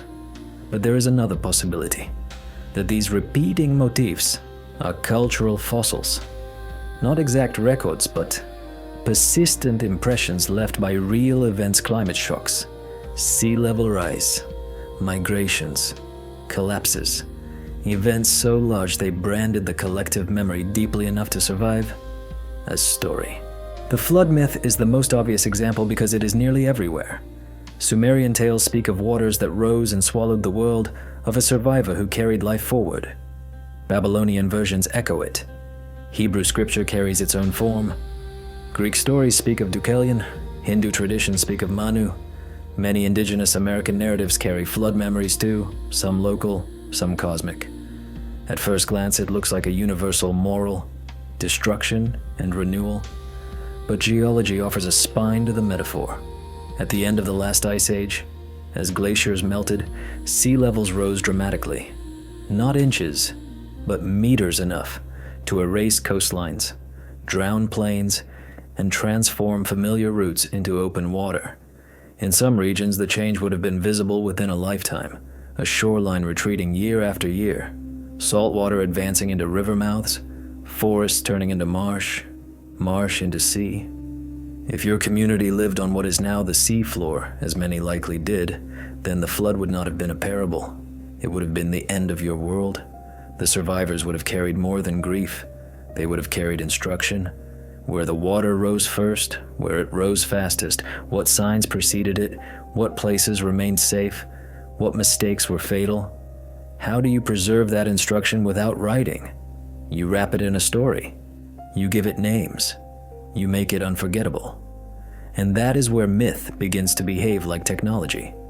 A myth survives because it does something for the group. It warns, it guides, it unites, it explains. It teaches the young what the old learned the hard way. It encodes decisions into narrative so they can be repeated. In that sense, myths are not false, they are adaptive. Now consider another motif that repeats with unsettling consistency: the arrival of teachers. In Sumerian tradition, there are the Apkallu wise figures associated with the sea, bearers of knowledge who teach writing, agriculture, measurement. In Mesoamerican stories, there is the feathered serpent figure Quetzalcoatl and its related forms linked with law, calendrics, and learning. In Egyptian tradition, Thoth is the keeper of language and measure. In Greek myth, Prometheus brings fire an image that can mean warmth, tool-making, metallurgy, technology itself. In each case, knowledge arrives not as a slow accumulation, but as a gift delivered by an outsider. To modern ears, this sounds like gods. But God, in a myth, is often just a way of naming something that feels beyond the community's current capacity. A visitor with instruments and charts could appear divine. A survivor from a more complex society could appear supernatural. A group carrying older techniques could look like magicians to people still rebuilding. Even within recorded history, we see how quickly skill becomes myth. A traveler with medical knowledge becomes a saint. A mathematician becomes a sorcerer. An engineer becomes a legend. The line between expertise and divinity is thin when the surrounding world lacks the context to explain what it's seeing. So when myths describe teachers descending from the sky or arriving from the sea, we should not rush to literalism. But we also should not rush to dismissal. We should ask, what kind of historical process could produce this story shape again and again? One answer is catastrophe. When a complex network collapses, fragments survive unevenly. Some communities fall further than others. Some groups retain techniques, agriculture, navigation, geometry, that neighbors lose. When stability returns, those techniques can spread outward like seeds. To the recipients, it feels like sudden revelation. To the survivors, it feels like survival. And over time, the story becomes sacred. Knowledge was given. Knowledge was not invented here. Knowledge came from before, which circles us back to the idea we began with, that civilization might be a recollection, not a first invention. There is a famous name that has become a mirror for all these possibilities, whether it was real or not. Atlantis. Plato's account is often treated as allegory, a moral tale about arrogance and downfall. And it may be, at least partly. Plato was a philosopher and a storyteller. He shaped narratives to teach. But he also insisted the story came from older sources, Egyptian records transmitted through priests, a memory of something far older than Greece. He placed Atlantis beyond the pillars of Heracles, described it as a maritime power, and gave it a detailed urban layout, rings of land and water, canals, a central temple lined with metal. It is easy to mock Atlantis because it has been overused by fantasists. But the story endures for a reason. It captures a pattern that feels geologically plausible.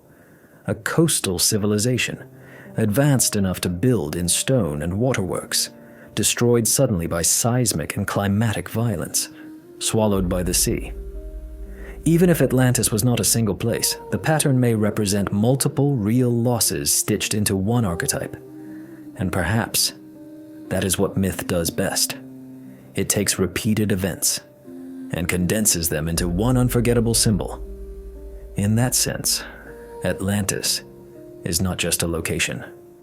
It is a warning label for the coastline. It tells later generations that the sea can erase entire worlds.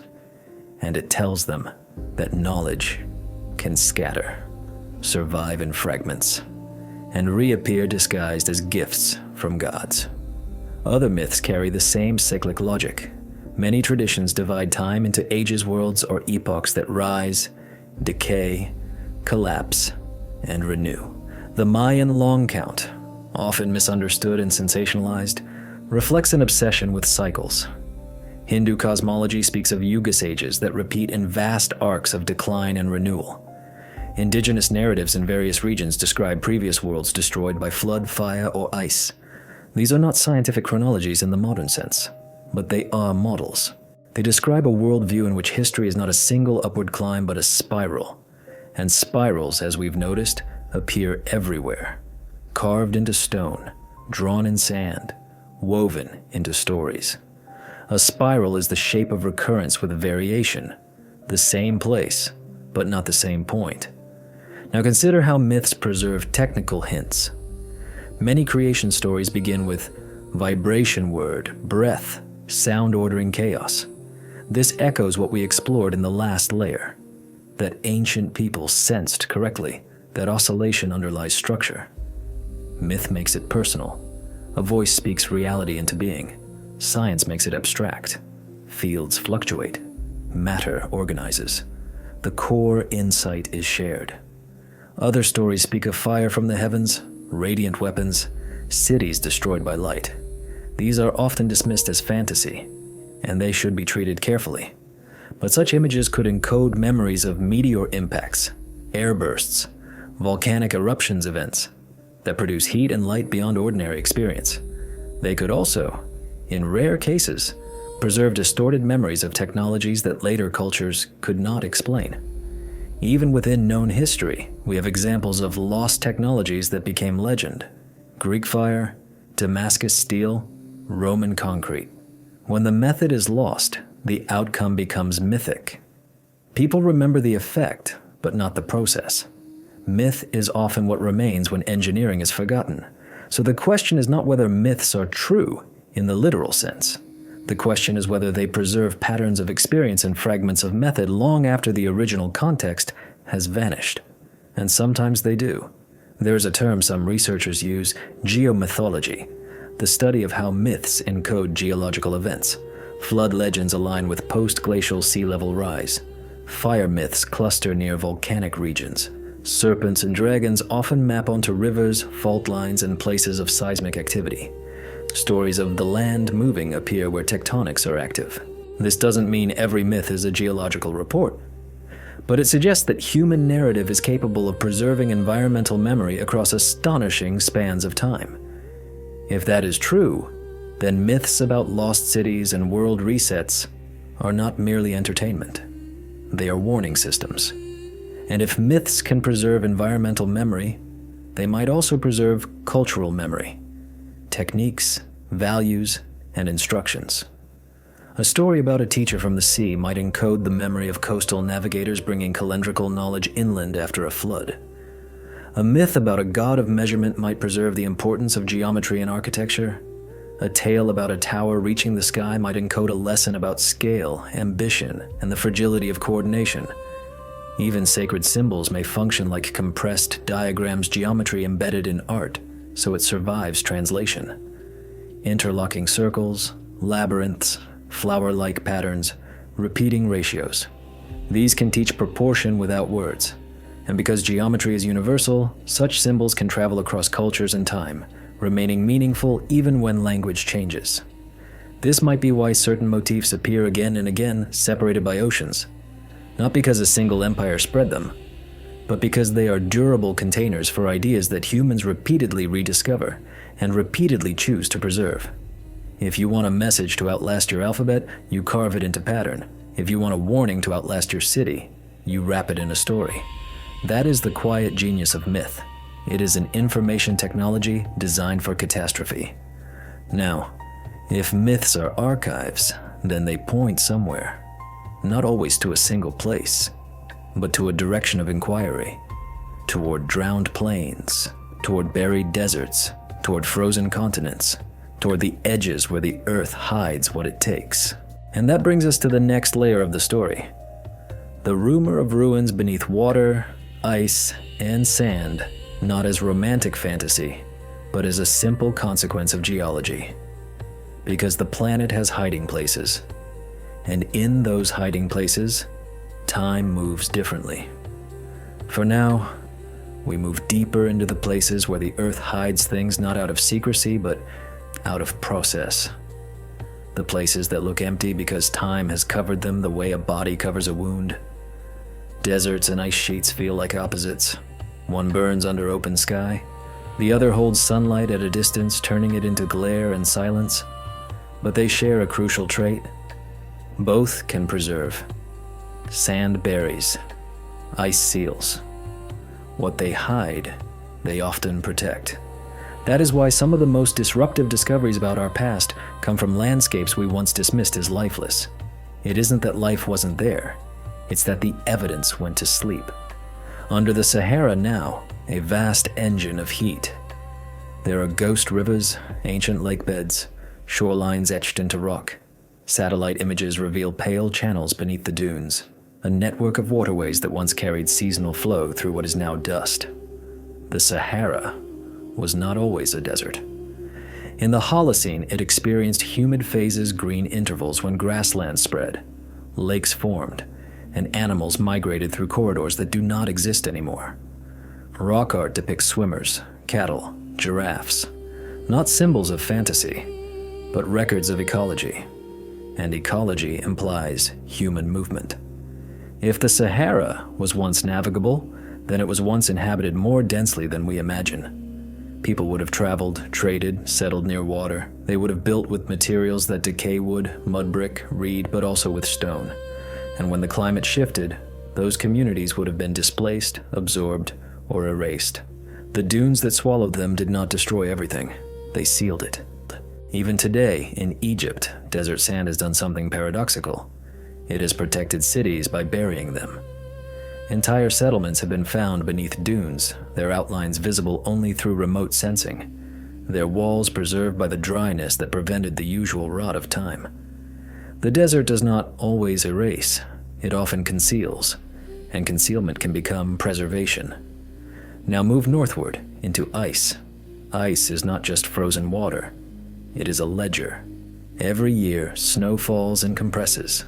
Trapped air becomes bubbles, dust and ash settle, insect fragments, pollen grains, chemical traces of distant wildfires. Everything that drifts through the atmosphere can be locked into layers and stacked into a record that can last hundreds of thousands of years. When scientists drill ice cores, they are not just pulling out frozen cylinders. They are pulling out time. The layers tell us when volcanoes erupted, when temperatures shifted, when greenhouse gases rose and fell. The ice holds the breath of ancient worlds, literal air from climates that vanished long before any living person was born. And beneath the ice sheets, especially in Antarctica, there is another kind of hidden archive: the land itself. Radar and gravitational mapping have revealed subglacial mountain ranges, deep valleys, enormous basins. Antarctica is not a flat slab of ice. It is a continent with complex topography, and the ice is a lid. Under that lid, in places where the pressure creates liquid water, there are lakes sealed from the surface, dark ecosystems isolated for enormous spans of time. These lakes trap sediments, and sediments trap memory. If you want a record of what Antarctica was before it froze, those sediments may hold it. This is one reason Antarctica continues to haunt the imagination of both scientists and dreamers. Not because it's a convenient stage for fantasy, but because it is a genuine time capsule. If any coastline there was once ice-free during recent geological windows, if any region remained exposed long enough for life to thrive, then any evidence of habitation would now be entombed, perhaps preserved in a condition deserts and forests could never match. And yes, many claims about structures under Antarctic ice are misunderstandings or exaggerations. Geology is capable of producing geometric seeming forms. Nature loves straight lines where rock fractures. It loves grids where stress patterns repeat. It loves symmetry where physics makes it efficient. But the broader question remains scientifically legitimate. How much of our potential archaeological record is locked under ice and water, and sand places we have only begun to scan? Most of the seafloor is still mapped in low resolution. Vast areas remain unseen in detail. The continental shelves, those drowned plains that once hosted human life, are under hundreds of feet of water, covered by shifting sediments. It is not that the evidence doesn't exist. It is that we haven't looked closely enough. And in many places, we can't. Underwater archaeology is young, expensive, and slow. Yet each time it advances, it changes our sense of what could be missing. Doggerland in the North Sea is a sobering example, not a myth-confirmed geography. A landscape that once connected Britain to continental Europe, filled with rivers, forests, animals, and people. Then sea levels rose, storms and tsunamis accelerated erosion, and the entire region disappeared beneath water. If Doggerland can vanish, so can any coastal world. And coastal worlds are where complexity tends to concentrate. Fishing, trade routes, estuaries rich in life, transportation by water easier than by land. Now, widen the lens. At the end of the Ice Age, when sea levels rose globally, countless doggerlands would have vanished. Not just one, many. And if some of those drowned regions hosted dense communities, ceremonial centers, or early trade networks, then the ocean may be holding the earliest chapters of organized human life like a closed fist. Occasionally, that fist loosens. Off the coasts of India, researchers have reported submerged structures that resemble walls and grid-like layouts. Some dating claims are debated, and caution is necessary. Off Japan, near Yonaguni, the stepped underwater formations continue to provoke argument, natural or human-shaped. In the Mediterranean, submerged ruins are more clearly identified ports and settlements drowned by tectonics and rising waters. Each site is a reminder. The sea is a moving archive. Water preserves in strange ways. It can erode violently, but it can also protect by burying structures in oxygen-poor sediment where decay slows. Shipwrecks can become sealed rooms of the past. Stone walls can sit quietly under silt for millennia. And beyond water, there is the forest. In the Amazon, for a long time, we believed the rainforest was too hostile for complex urban life. Then LIDAR scanning laser mapping through canopy revealed something astonishing. Networks of roads, plazas, raised fields, and settlements hidden under green. Not a handful of villages, but sprawling, engineered landscapes. The discovery was not magic. It was visibility. The cities were not new. Our ability to see them was. This is a lesson we should hold gently, because it applies everywhere. How many empty landscapes are empty only because our tools are still crude? How many ruins are invisible not because they are gone, but because they are covered? The earth buries, but it also exhumes.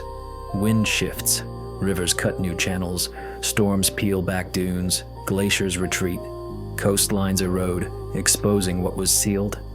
Sometimes the planet opens a page of its own book for a moment, then closes it again.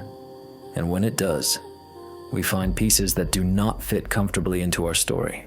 A wall under sand, a road under jungle, a terrace under water, a pattern under ice. The patterns matter because they suggest continuity. Humans have been engineering landscapes longer than we assumed, and we've been losing landscapes more often than we remember, which brings us to a quiet irony. The more advanced we become, the more we recognize how fragile our own archive is. Paper burns. Hard drives fail. Clouds require electricity. The more we store, the more we depend on uninterrupted systems. Meanwhile, sand and ice indifferent, slow preserve what we cannot. They become our accidental libraries, and what they preserve is rarely neat. It is fragmented, contextless, like a sentence torn from a book with no title page. This is why speculation about lost civilizations often spirals into extremes. We hunger for clean narratives.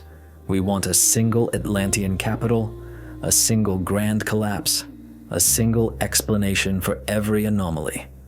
But Earth rarely offers single causes. It offers overlap. It offers repeating disruptions. It offers multiple losses that look like one myth when compressed through time. If civilization has risen and collapsed more than once, whether as fully advanced in our sense or simply complex enough to leave organized ruins, then those rises and collapses would be scattered through landscapes we haven't fully explored. Most of the record is still hidden. And there is another point, perhaps the most humbling. We are already joining that record. Microplastics are now found in deep ocean trenches and in remote snow. Industrial residues have entered sediments. Our era will leave a chemical band in the planet's archive. Someday, if our continuity breaks, that band may be all that remains of us. Anomalies in layers, traces without context, evidence that someone once rearranged the world. In other words, we may become what we are searching for. So when we imagine ruins under ice and sand, we are not just imagining the past. We are rehearsing a future possibility.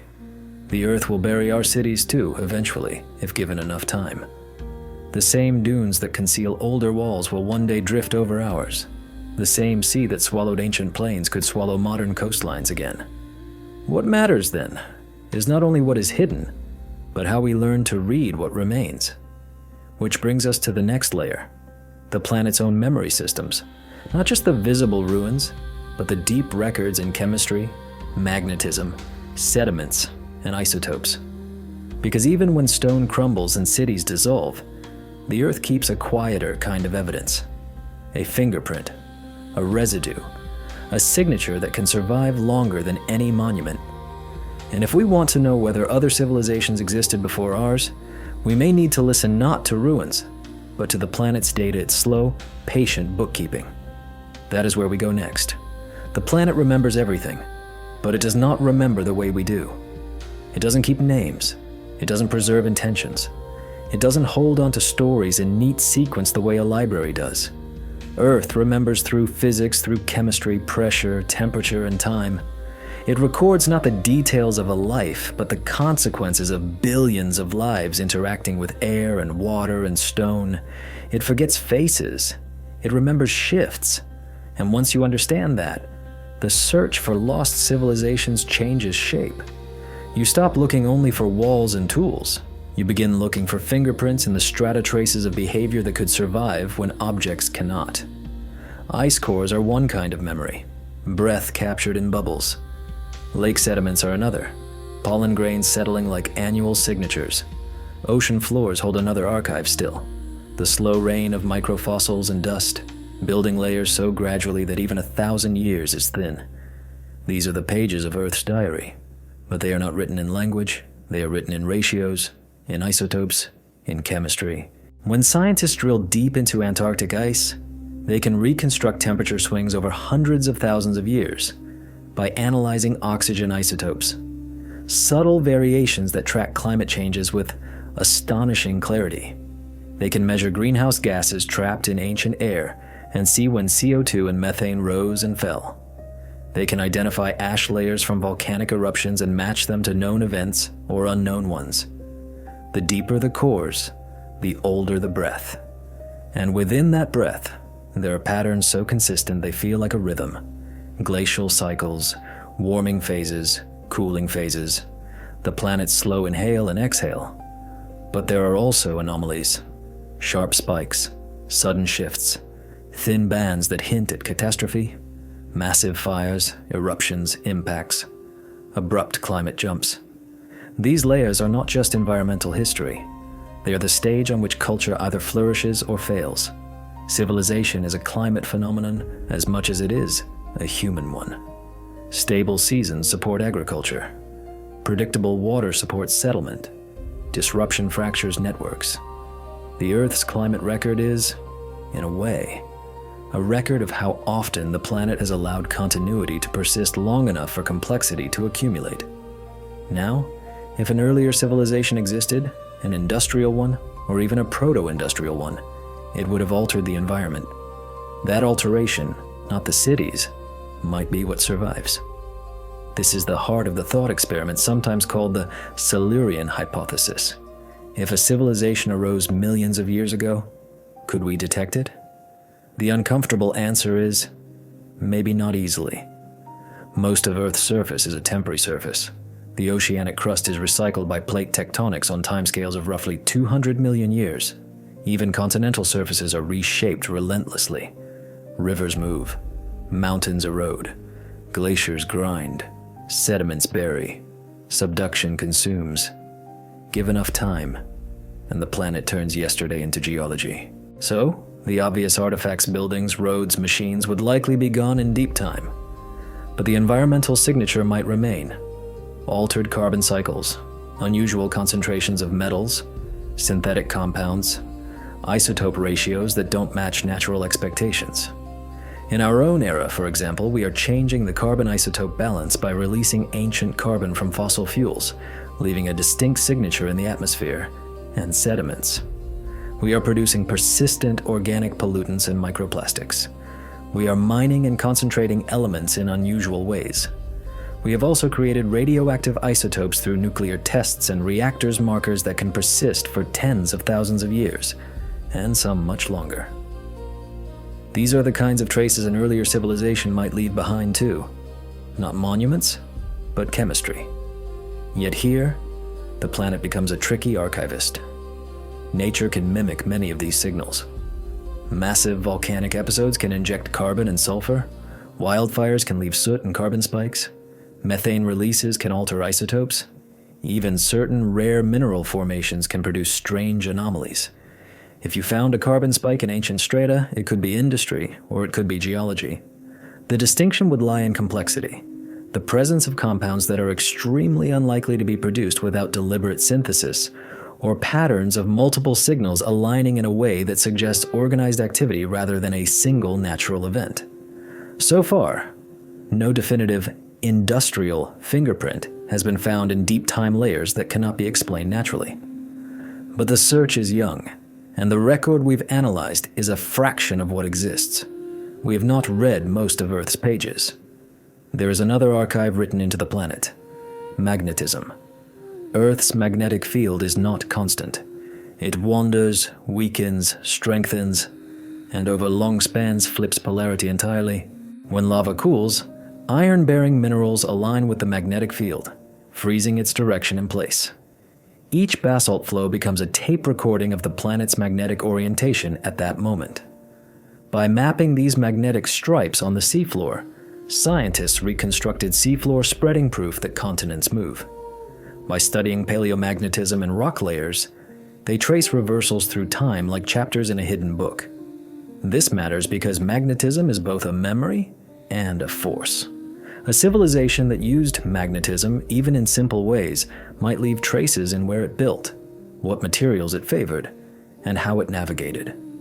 More importantly, large-scale industrial activity could, in theory, produce localized magnetic anomalies by concentrating metals and altering sediments. Again, none of this is proof.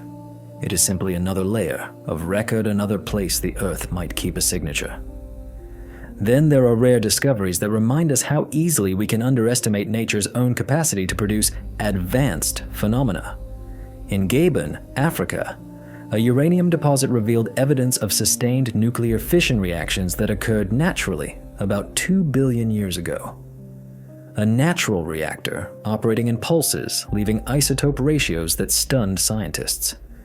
It was not engineered. It was geology performing physics.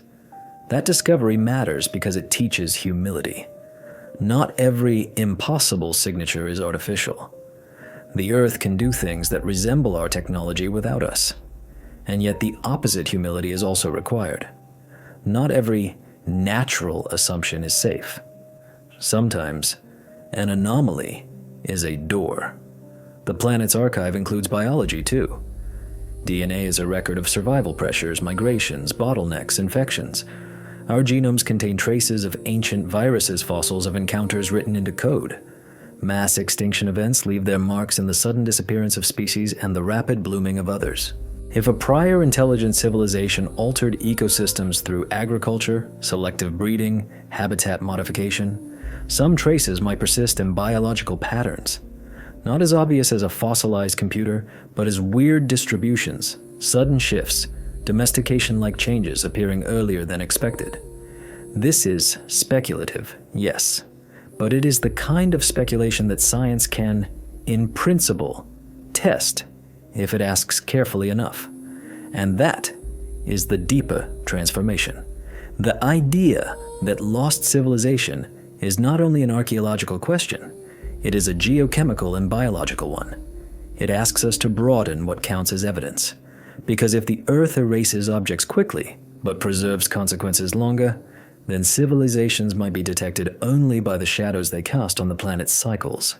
Carbon, nitrogen, sulfur, metals, radioisotopes, persistent synthetic molecules, abrupt temperature shifts linked to unusual chemical signatures.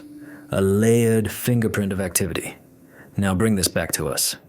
Imagine the far future millions of years from now. Our cities are gone. Our monuments are dust.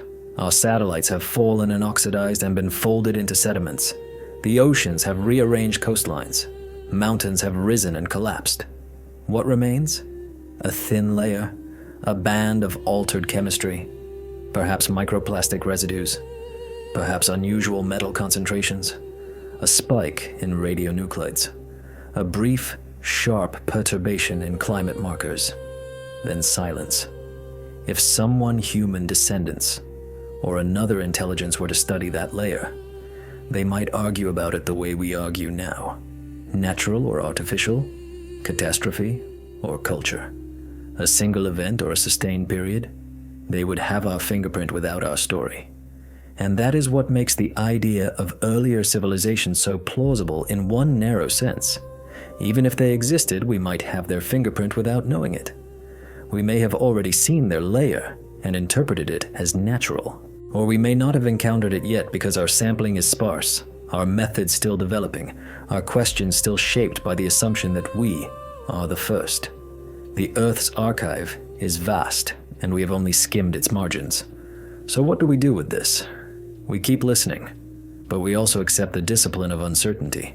We don't declare a lost civilization because we want one. We don't deny possibility because it makes us uncomfortable. We hold the question like a specimen carefully without crushing it. Because the value of the question is not only whether it yields a dramatic answer. The value is that it teaches us to see the planet differently. As a record, as a system, as an engine of forgetting and remembering. And in that lens, even our own civilization becomes less of a pinnacle and more of a pulse-one perturbation in a long rhythm. Which brings us to the next layer, the one that feels both thrilling and frightening. If we did find something undeniable, a tool, a device, an engineered material older than our story, how would we recognize it? And if we recognized it, how would we interpret it? Because interpretation is where history is made, and where it can be remade. Imagine the moment the ground gives up something it was never meant to keep. Not a shard of pottery or a bone. Those are familiar kinds of ghosts. Imagine something that carries intention so clearly that it cannot be waved away as coincidence. A piece of worked material found in the wrong layer. A geometry too exact to be erosion. A structure that implies a tool chain we can't easily place in its supposed time. At first it would look like an error. And in science, error is usually the safest first assumption. We recheck dates. We suspect contamination. We ask whether the object traveled through cracks in rock, whether burrowing animals or human activity moved it, whether the site's stratigraphy was disturbed. We test again. We argue. We are skeptical because skepticism is a kind of respect for the complexity of the world and the fragility of our interpretations. But then imagine the anomaly persists. More discoveries, separated by distance, resisting dismissal. Multiple lines of analysis converging on the same uncomfortable conclusion. This thing is older than it should be. If that day ever arrives, the question will not just be, what is it? The question will be, what counts as technology? Because our eyes are trained by our era. We recognize our own machines because we already know their shapes. We look for screws and seams, for metal and plastic, for right angles and repetition. We notice symmetry because we associate it with manufacture. But nature does symmetry too. Crystals grow in perfect lattices. Basalt fractures into hexagonal columns. Minerals form spheres. Erosion carves planes. The world is full of shapes that resemble intention. So the signal we would need is not mere geometry. It is context plus complexity. A pattern that nature is extremely unlikely to generate. A material composition that suggests deliberate design. A structure with internal organization, the kind that implies purpose. Now ask yourself, what would survive long enough to be found in deep time? Metal is a poor candidate. Iron oxidizes, copper corrodes, aluminum returns to oxide. In the presence of water and oxygen, metals are temporary. Even stainless alloys degrade eventually. Over millions of years, most metals become stains in sediment. Wood is worse. Plastics fragment. Stone survives, but stone is also nature's native medium. An engineered stone object can disappear into the category of rock unless its design is unmistakable. So the most plausible survivors of deep-time technology might be something we rarely imagine. Ultra-stable ceramics, crystalline composites, materials designed to resist corrosion and compression. Even today, we create ceramics and glasses that can last extraordinary spans compared to organic matter. Some natural minerals already serve as time vaults. Zircon crystals can persist for billions of years, carrying within them traces of early Earth. If an earlier civilization learned to embed information in a crystal structure or produced engineered crystals as tools, those could outlast continents. Which leads to a quiet, unsettling possibility. What if we have already collected such objects and misfiled them? A strange mineral sample in a drawer, a geological curiosity in a museum cabinet, an anomalous inclusion in rock dismissed as contamination. If the technology was subtle, if it mimicked nature, if it used materials that look ordinary at a glance, then our recognition might lag behind discovery by decades, even centuries. This is not far-fetched. It has happened before. The Antikythera mechanism was recovered as a corroded lump. For years, it was simply one more artifact among many. Only with imaging and persistent curiosity did its gears emerge from the crust of time. History is full of sleeping facts waiting for the right tools to wake them. So if an undeniable ancient artifact were found, something older than our accepted timeline, our first struggle would be interpretive. We would ask, is it human? If it is older than known humans, is it from another hominin lineage? A branch that rose and fell without leaving obvious descendants? A culture that existed in a narrow climate window and was erased by sea level rise in time? Or is it non-human intelligence something that evolved here earlier, or arrived here, or left behind probes or tools that became entombed? Most researchers would resist the last possibility, and rightly so. Extraordinary claims demand strong evidence. But once a true anomaly exists, the range of hypotheses widens whether we like it or not. The second struggle will be functional. Even if we could confirm artificial origin, would we know what it did? A tool without context is a riddle. A device without an interface is a stone with secrets. Technology is a relationship between object and user. Remove the user and the cultural environment, and the object can become opaque. A polished stone could be a weapon, a ceremonial token, a measurement standard, a component of a larger machine, or art.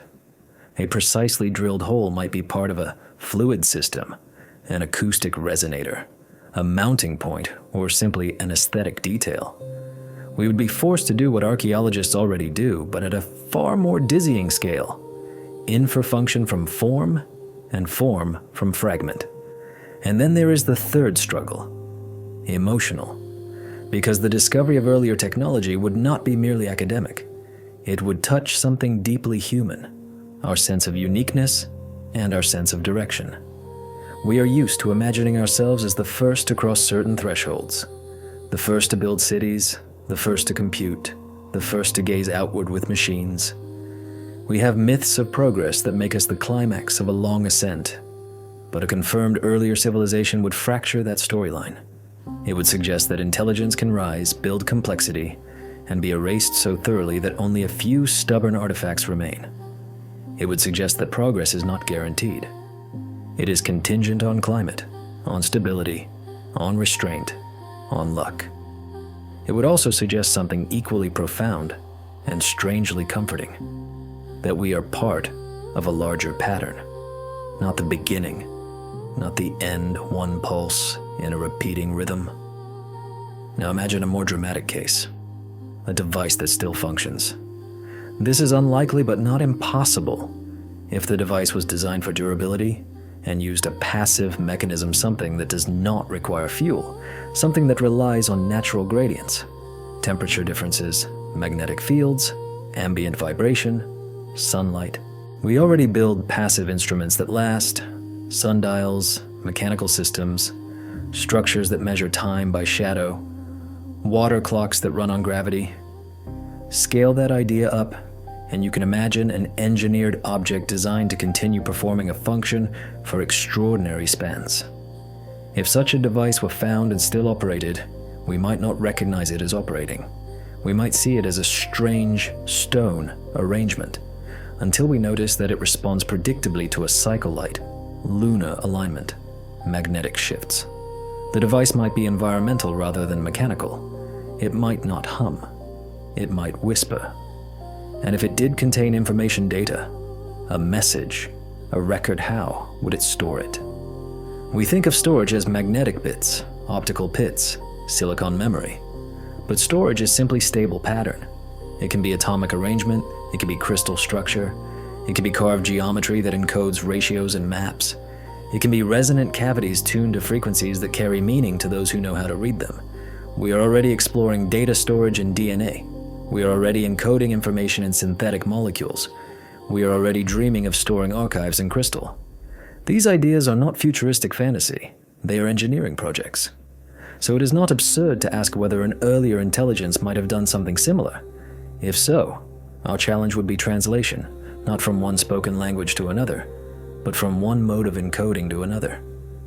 We might stare at the artifact for years before realizing it is a library. We might hold a message in our hands and never know it is speaking. And if we did decode it, the consequences would be immense, not only for history, but for our ethics. Because an earlier civilization would become a mirror. We would look at its disappearance and ask what ended it. Climate collapse, impact, disease, war, overreach, imbalance, the same pressures we fear in ourselves. We would ask whether it left warnings. We would ask whether it left instructions. We would ask whether it tried to preserve its memory for someone else to find. That last possibility, the deliberate act of leaving something for the future, is perhaps the most haunting, because it implies a consciousness of vulnerability, a civilization aware that it might not last, and determined to seed continuity anyway. And that returns us to the theme that has been moving underneath everything we've said: memory. Tools are memory made solid. Maps are memory made portable. Monuments are memory made durable. Myths are memory made adaptive. Even our own science has memory methods preserved, so observations can be repeated, so truth can survive individual minds. So if we ever find their tools, what we are really finding is a continuation of that same impulse, the desire to reach across time. And the most unsettling thought is that we may already be surrounded by their legacy, not as objects, but as patterns, geometries embedded in ancient sites, techniques hidden inside rituals, alignments that imply a shared logic older than any one culture. Perhaps the artifact is not a device buried in rock. Perhaps the artifact is the planet itself, shaped subtly by intelligence long ago, in ways that now look like nature because nature has had so long to reclaim the surface. This idea is easy to romanticize, and it must be held carefully. But it points toward a profound shift. The question of lost civilizations is not only about the past, it is also about how we choose to remember ourselves. Because one day, whether in 10,000 years or 10 million, we will be the buried layer. Our objects will be riddles. Our chemistry will be evidence. Our stories will be myths if they survive at all. And the next minds that rise, whatever they are, will stand in their own quiet rooms and wonder, as we do now, whether they are the first. They will listen for echoes. They will dig. They will interpret. They will argue. They will be wrong at first, and then less wrong. And in that cycle, civilization will reveal itself for what it may have always been. Not a ladder, but a recurrence, a spiral of remembering through matter. The final layer of this story is not another artifact or another map. It is that spiral itself. Civilization as the planet's way of keeping knowledge alive through repeated awakenings. That is where we go next. Civilization is a kind of memory. Not memory as nostalgia, not memory as sentiment, but memory as structure. Information carried forward through continuity, refined and reassembled, sometimes shattered and rebuilt, sometimes buried and later rediscovered in another form. When you look at human history from far enough away, the rise and fall of cultures begins to resemble a living process rather than a straight line. Bursts of innovation, periods of stagnation, sudden collapses, quiet recoveries. Knowledge appears, disperses, regathers. It travels through trade, through conquest, through migration, through story. It survives in habits and rituals even when it dies in books. It behaves the way memory behaves in a brain. Distributed, redundant, vulnerable to damage, yet astonishingly resilient. A single mind can forget and still remain itself. It reroutes. It fills gaps. It reconstructs. A civilization can do the same. This is not metaphor only. It is visible in the record. Technologies vanish and return.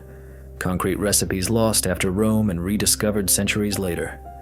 Metallurgical techniques that disappear, then re-emerge.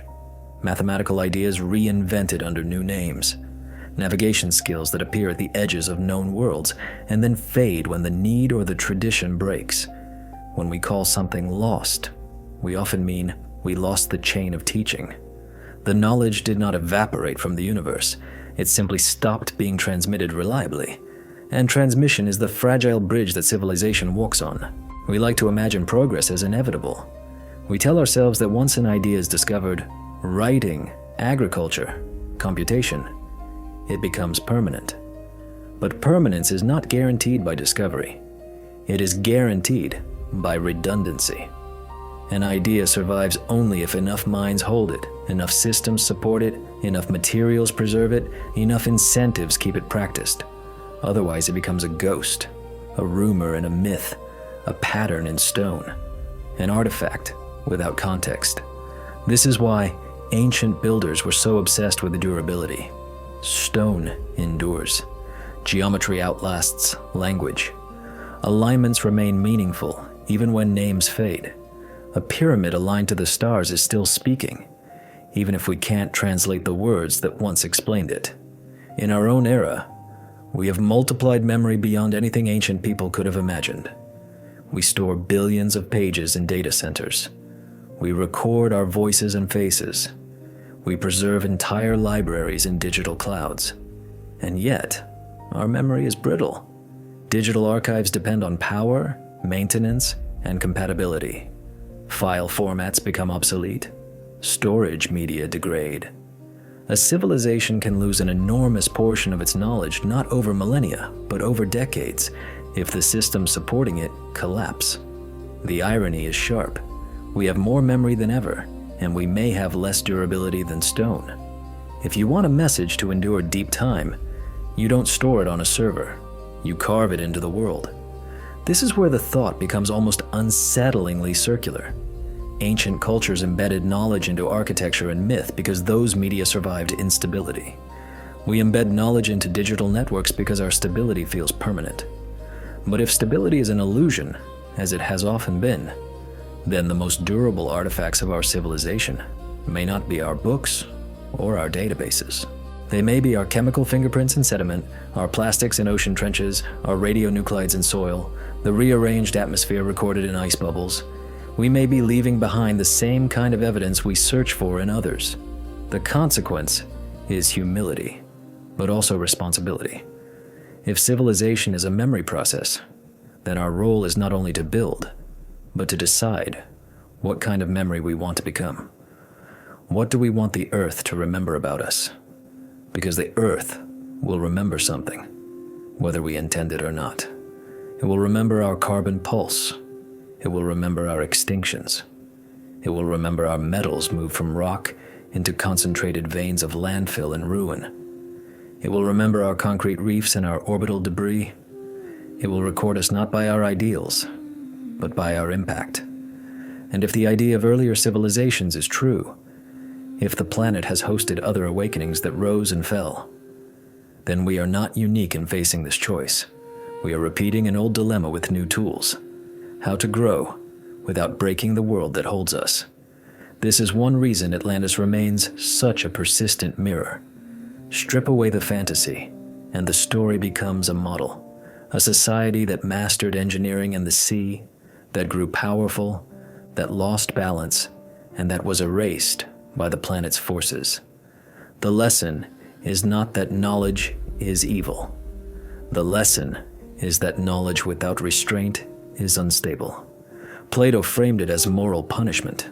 We can frame it as systems failure. Either way, the pattern is recognizable. And perhaps that is why so many ancient calendars and cosmologies focus on cycles. Not because people were trapped in superstition, but because they were paying attention. They saw that seasons return, that floods return, that droughts return, that empires rise and crumble, that forests expand and retreat. They saw that time is not a ladder. It is a wheel. The most profound possibility is that civilization itself is part of that wheel, a recurring phenomenon that emerges when conditions allow and collapses when conditions shift. Not because the Earth is trying to do anything, but because intelligence is a behavior that matter can produce, and the planet provides repeated opportunities for that behavior to arise. When you look at life's history, the recurring pattern is transformation. Complexity appears, diversifies, collapses, reappears in new forms. Evolution does not climb, it explores. Intelligence may be another exploration. It may bloom, vanish, and bloom again. If so, then we can imagine the deep past holding not one straight path to us, but many attempts. Some successful for a time, some truncated, some erased so thoroughly that only chemical shadows remain. And we can imagine the future holding the same. Not a guaranteed continuation of our story, but a possibility that awareness will return in other forms even if ours breaks. This is not fatalism. It is perspective. It suggests that what matters most is not being the first or the greatest, but contributing to continuity, strengthening the planet's ability to carry memory forward rather than resetting to silence. How would we do that? By diversifying our archives, by embedding knowledge in durable media, by building systems that can survive interruption, by teaching methods, not just facts, by leaving redundancy so that even if cities fall and servers die, the essential principles, how to grow food, how to measure time, how to treat disease, how to read the sky remain accessible. Ancient cultures did some of this instinctively. Their myths carried ecological warnings, their monuments encoded calendars, their rituals preserved technique. They were building for the long horizon because they lived closer to nature's volatility. We, in our speed, have narrowed the horizon, but we can widen it again. If you listen closely to the old stones, that may be the simplest message they carry. Build in a way that survives forgetting. Not only with rock, with pattern, with humility, with an awareness that the earth will outlast any one chapter. There is a strange peace in that awareness. The thought that forgetting is never absolute, that collapse does not necessarily mean the end of intelligence, that memory can persist in fragments and be recovered. And there is also urgency, because while the earth may continue, the beings who suffer in each collapse are real. The cycle is not gentle to those inside it. So the question becomes, can we learn from the possibility of earlier cycles? Can we treat myths and ruins not as entertainment, but as data? Can we read the planet's archive with enough honesty to see ourselves in it? Because if we can, we might do what earlier civilizations perhaps could not. Build continuity consciously, rather than hoping it happens by accident. This is where I want to let the story settle. Not with a dramatic revelation, not with a definitive claim about lost empires beneath ice, but with a quieter truth. The Earth is an archive, and we are writing ourselves into it. Every monument, every map, every song, every scientific paper, each is a way of reaching across time. Each is a bid against forgetting. And when we search for echoes of forgotten civilizations, we are also searching for instructions on how not to become one. Somewhere beneath our feet, under sediment and stone, under the patient movements of water and plate, there are traces of lives that built and measured and wondered. Whether they were advanced the way we mean it, or simply advanced in ways we have not learned to recognize, they were here, and the earth holds their consequences. We are here now, and the earth will hold ours.